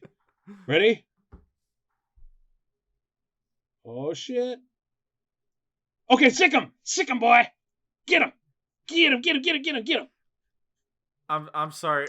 But like Chipper 2 that came in right as they came in, I'm like, it doesn't fit so well. Actually, like this works, but the yeah, it's like yeah, it's a little too on the nose, but whatever. This moment I really love, where he just this shot right here, where it's just like in the cockpit and you see it get, and then smash right in the face. Stomp. Hey, what has hurt you? Yeah, the planet's like, you know what? We gotta get rid of this virus. Yeah, although you know what? In retrospect, now that I'm like looking at this, like a little bit of Endgame Deus Ex Machina thing going on here, isn't it? Yeah, a little bit, but at least they were able to actually establish, like, yeah, no. All right, listen. Endgame Deus Ex Machina worked. Oh, this just fine. That was fucking cool. Yeah, you're right. No, like for Endgame, have you ever watched Jurassic World? Yeah. That reminded me of when the pterodactyls tossed the lady back and forth, and that was freaky. I don't know what that actress did to the director. But Jesus, that was gratuitous. Yeah, I remember seeing that. I was just like, that's really gratuitous. That's really gratuitous. Now this is some freaky shit where the big ass Thanator or the Black Panther thing is like, ride with me and we will defeat the humans. And she's like, holy shit, okay. Holy fuck. Ride with me. Yeah, all right. This is really fucking terrifying because this is the human equivalent of riding a fucking tiger into battle, but okay. I'll own it. Listen, if I could ride a tiger into battle, you know I would. Jesus, look at that. Point blank range, man. With a machine gun and you're like 10 feet tall. I know, right? go, go, go. Just push the thing. It'll be big This enough. is actually really cool. He uses the where it just gets sucked in. It's the suck zone, man. Take it out. Oh yeah. There it goes. And then this shit. This sucks for this guy. Oh man. Dude sandwich coming up. To be fair, these things will still explode. Yes. But thankfully they exploded just out of range where it's kind of okay. Just barely though. What a beautiful explosion. I know, right? That's some good 4th of July fun right there for the kids. He's like, same deal. We're going to throw I love these this look on his face. Fuck yeah. Oh, man.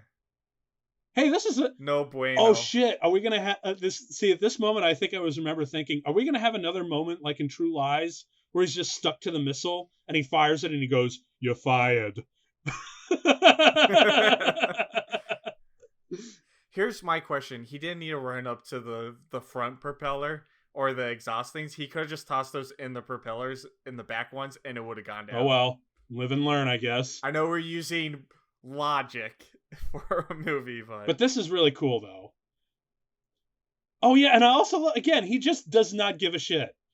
He's just going to go out into a hostile area where he can't breathe, and he just has no regard for the later health issues that he's going to have in later life. That's why he's not really a villain. Like, I think he's too cool to be a villain. Right? Like, he's doing his job. Like, there's no actual villain, honestly, in this movie. Oh, come on. He's totally a villain. Like, he represents the military-industrial complex that has no remorse for killing individuals, and he's... Yeah, but, like, I mean, I still don't feel like he's a good enough villain, then. Like, he doesn't...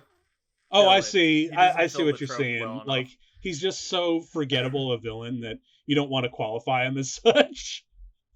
Well, like, no, not even that. It's just like, all right, why is he doing this? Orders. Why is he, like, so hell-bent on this? Just, like, he wants to do his duty. He doesn't want to lose. But, like, in the end, his motivation is just money. Like, it's not a motivation, in my opinion. Yeah. I mean, it's a motivation, but, like... Not a good one. That's also... Cool guys never look back at explosions or falling ships. Although, to be fair, I think he was more looking back at his, like, fallen colleagues. Nah, he's looking back like, shit, I survived that. I also love the fact that he's got a dragon painted on his gun. He got into just his one. Gon' get... Oh, yeah.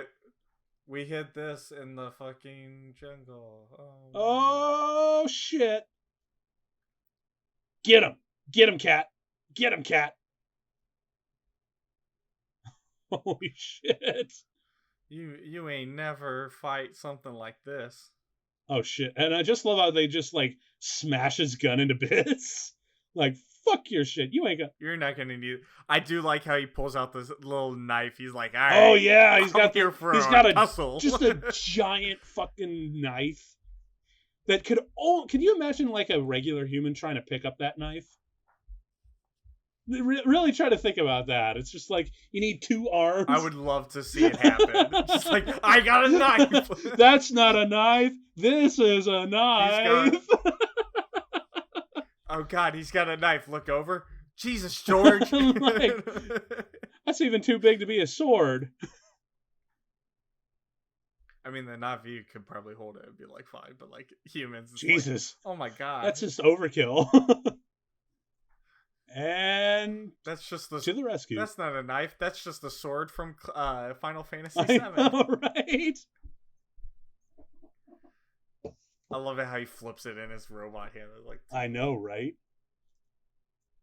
And then I thought this is really cool. Go. Where he just he grabs the bayonet part.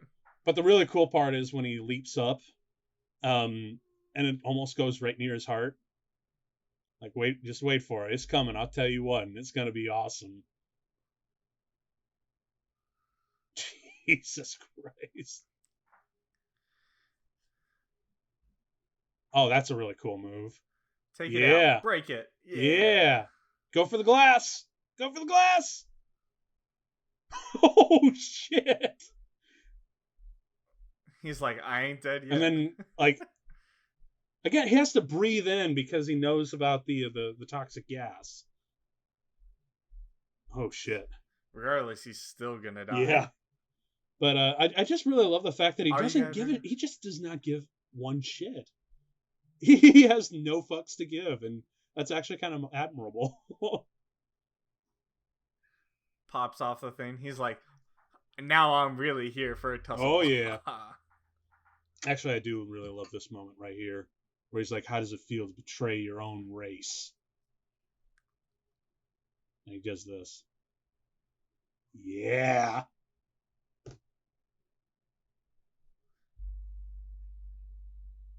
Uh-oh. That's like, oh shit. I mean, you already know what's gonna happen. I Yep. mean, wrong one. Still, like the toxic gases are getting to his human body now, Yeah. or the atmosphere rather.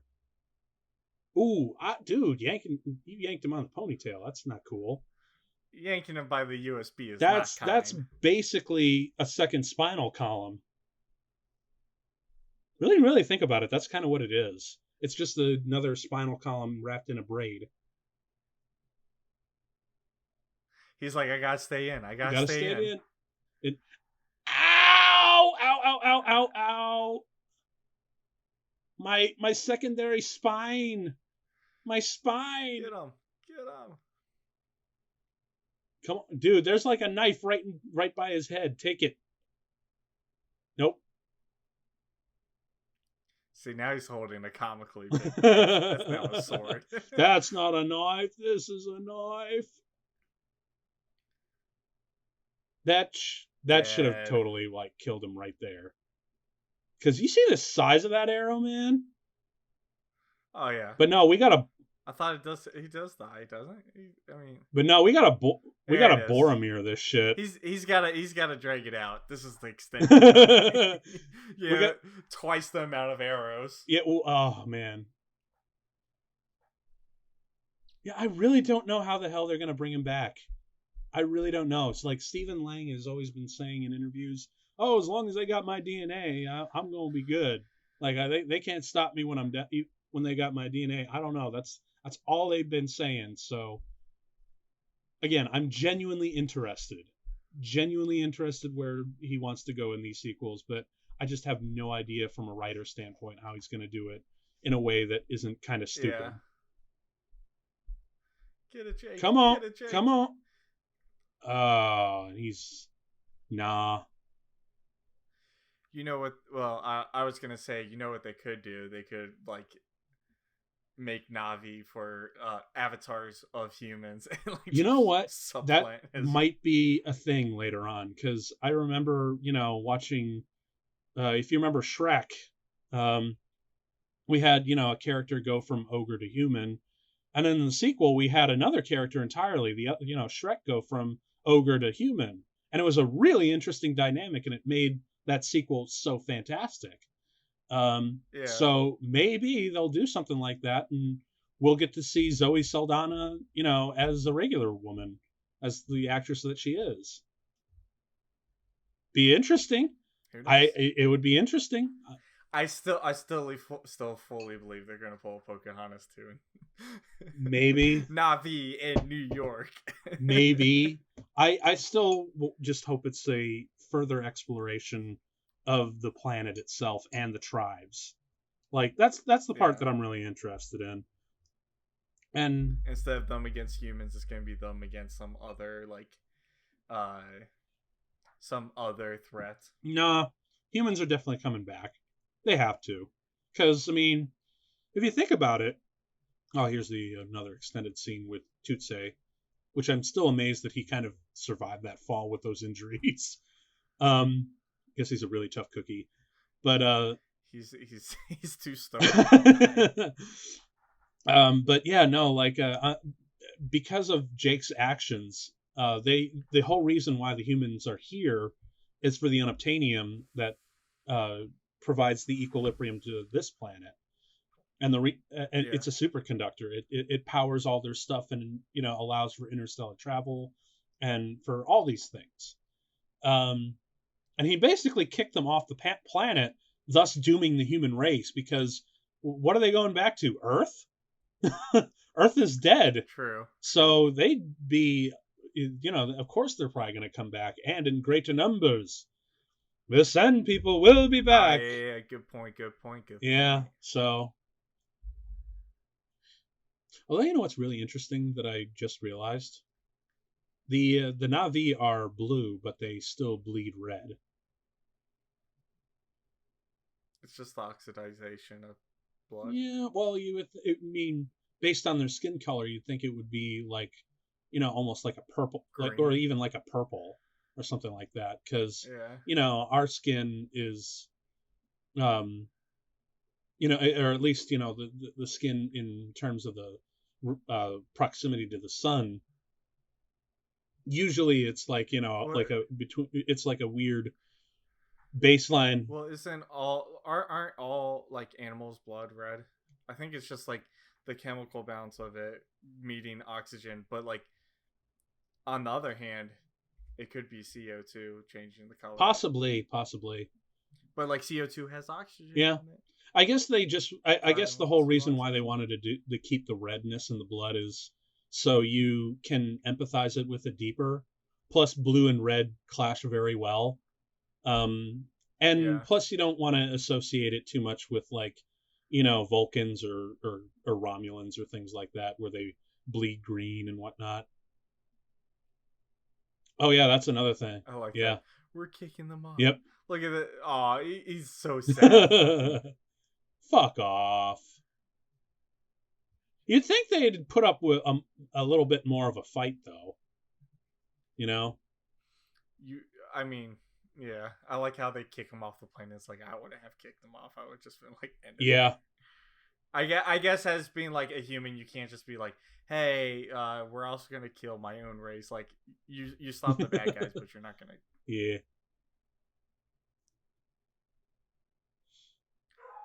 Ooh, I hear a doggo. she's probably like, oh, who's that? Oh, she's back here with food. I'm like, I'm hungry. And then the final date stamp is 8/24. So this has been like a 3-month period, I think, because it originally started in like early May 2154.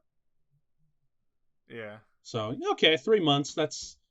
I'd say that's a sufficient amount of time for a story like this, I guess.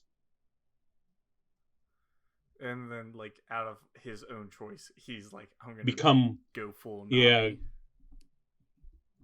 Well, I mean... Because the only reason it didn't work is because she died. Well, like, she didn't have enough life force to process it all the way to finish the bit. He'll be fine this time around. Yep, he's also nuded up, too. I guess it's really just an interface thing. Or Cameron was like, they have to be naked. But why? They have to be naked. Draw me like one of your Earth girls, Jake. Why is she kissing him on the eyeballs? I don't know.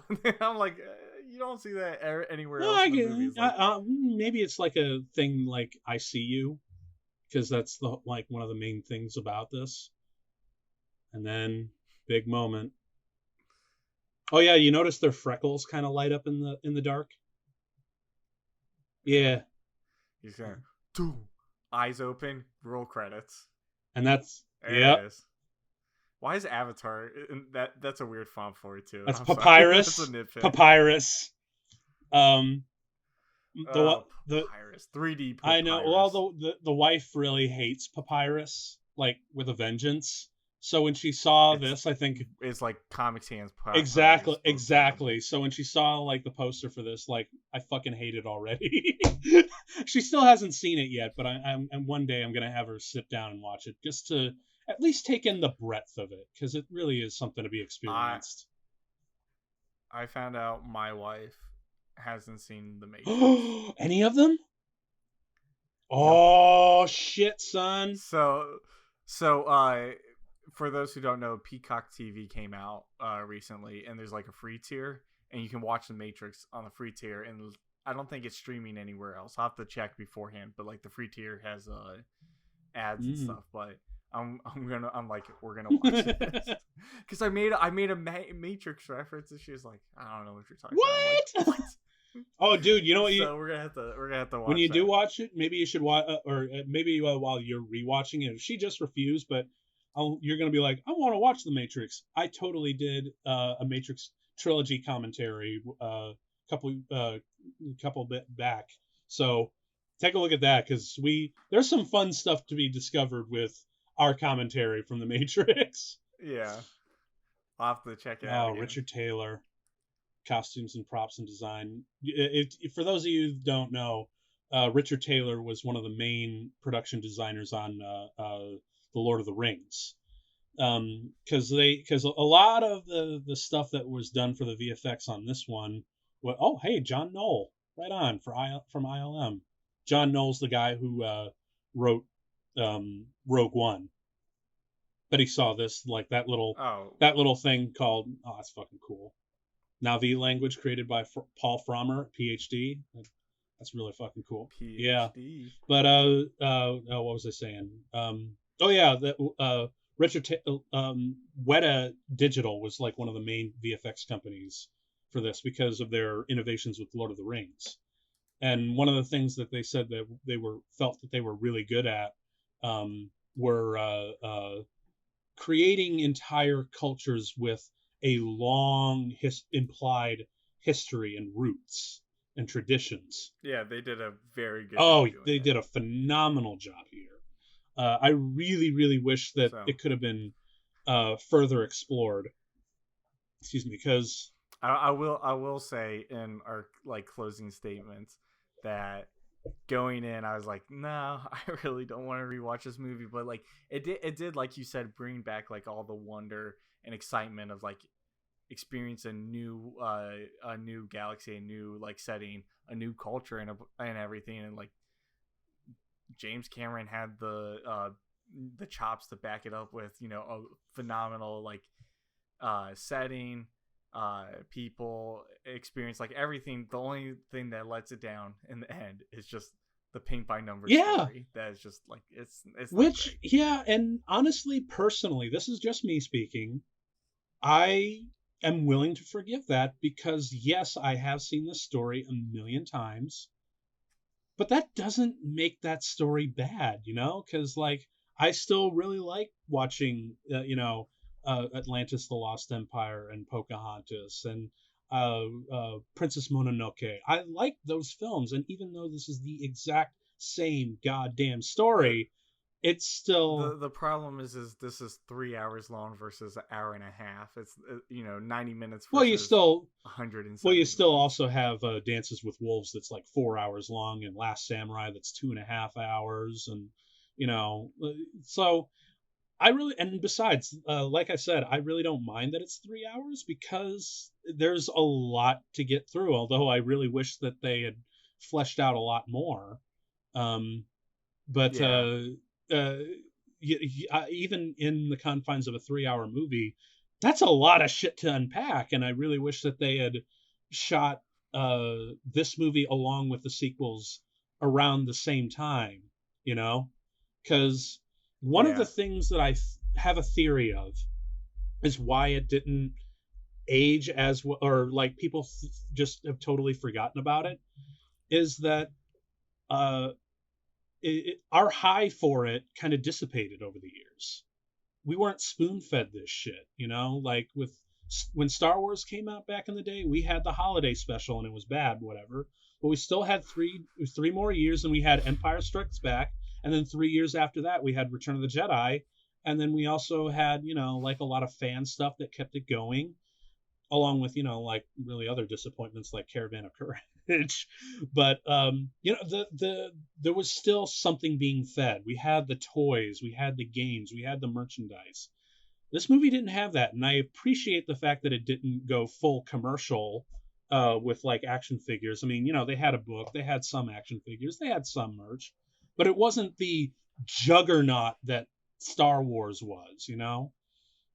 Yeah. And Well, I feel like a good jumping off point is now the place in Disneyland. Like that's going to bring a lot yeah, more, excitement to the kids, yeah, and like, oh, this place is here, and the kids are going there, and they're like, oh, they watched the first one, which they probably, some of yeah, them might not have been born, or they were too young enough to go, like, get their parents to go take them, and they see the movie, and now they're excited for the next one, and the next one's apparently yeah. 2021. Too bad. I Well, doubt it, that's the but sad part is they waited too long for the sequels. Because if they had if we only had to wait 4 years for the sequel, I think this movie could have had a much better uh, uh, aftertaste in the cultural zeitgeist. Because yeah, because we had to wait so long, we lost that edge. I remember when the movie first came out, went to go see it like 2 more times, and in the following months, I actually got depressed and getting withdrawn symptoms because I wasn't in Pandora. I wanted to go back so bad. Um, but having, not visiting it in many, many years, it's that high is just worn off. And we didn't have anything to yeah. supplement that high. We didn't have any of the merch. We didn't have any of the fan films because this movie was made in such a way that we really couldn't do a fan film in a way.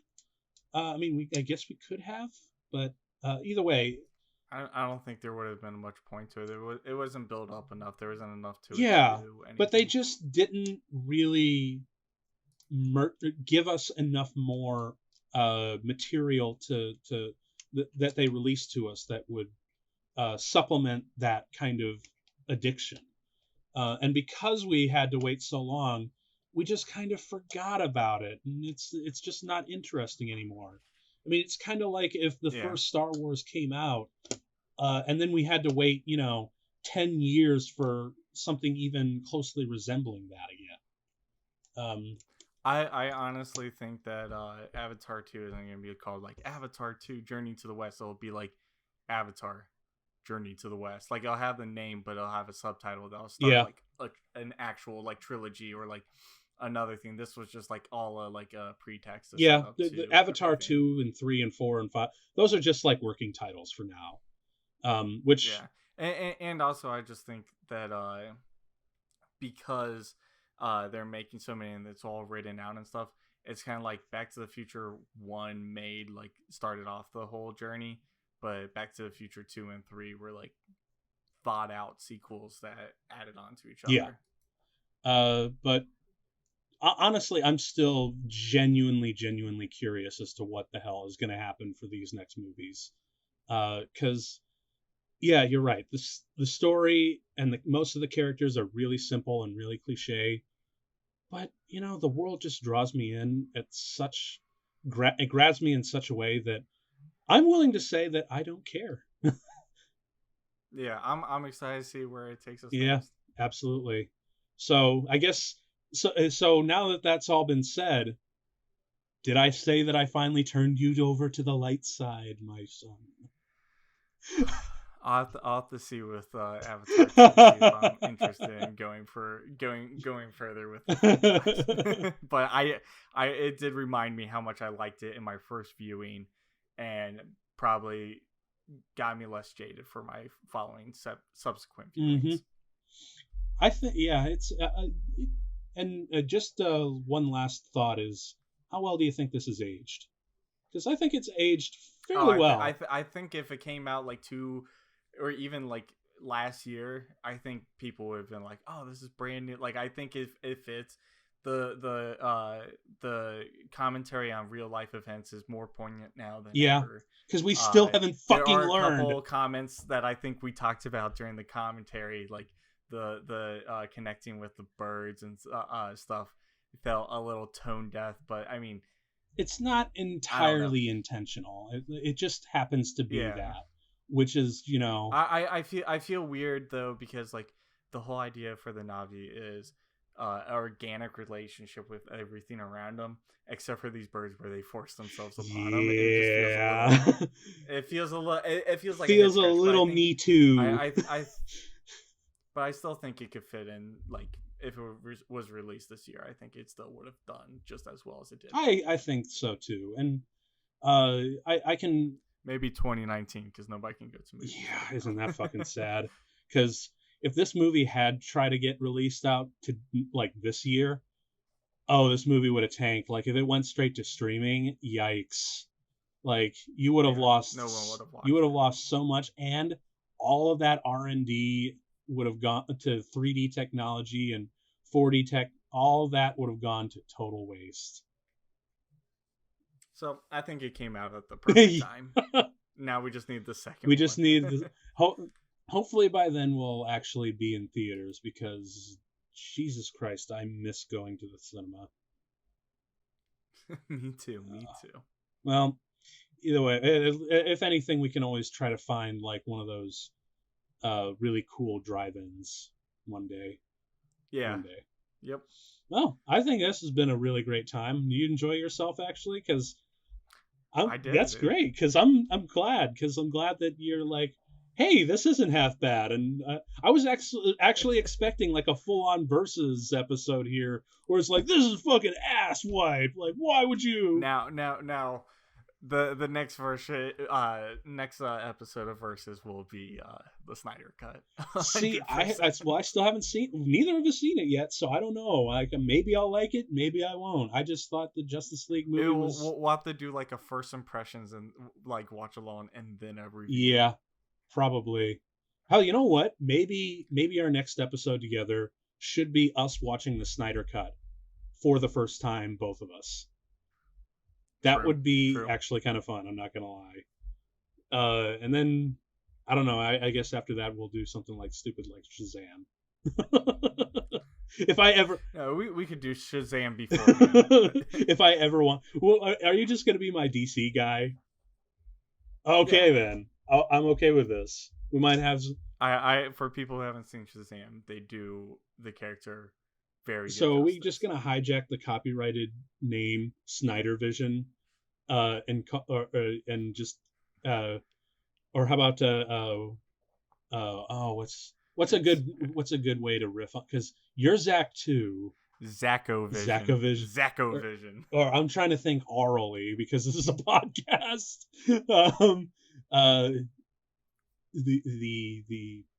I can't. I don't know. You know. Zach Audio. I don't know. Z Audio. We'll figure something out. And hell, if you out there have any suggestions, just leave them in the comments. We'll have some fun. And it is a Zach with a CH, right? Not a CK. Because if you short Zachary, yes. Why is there a K? It makes no sense.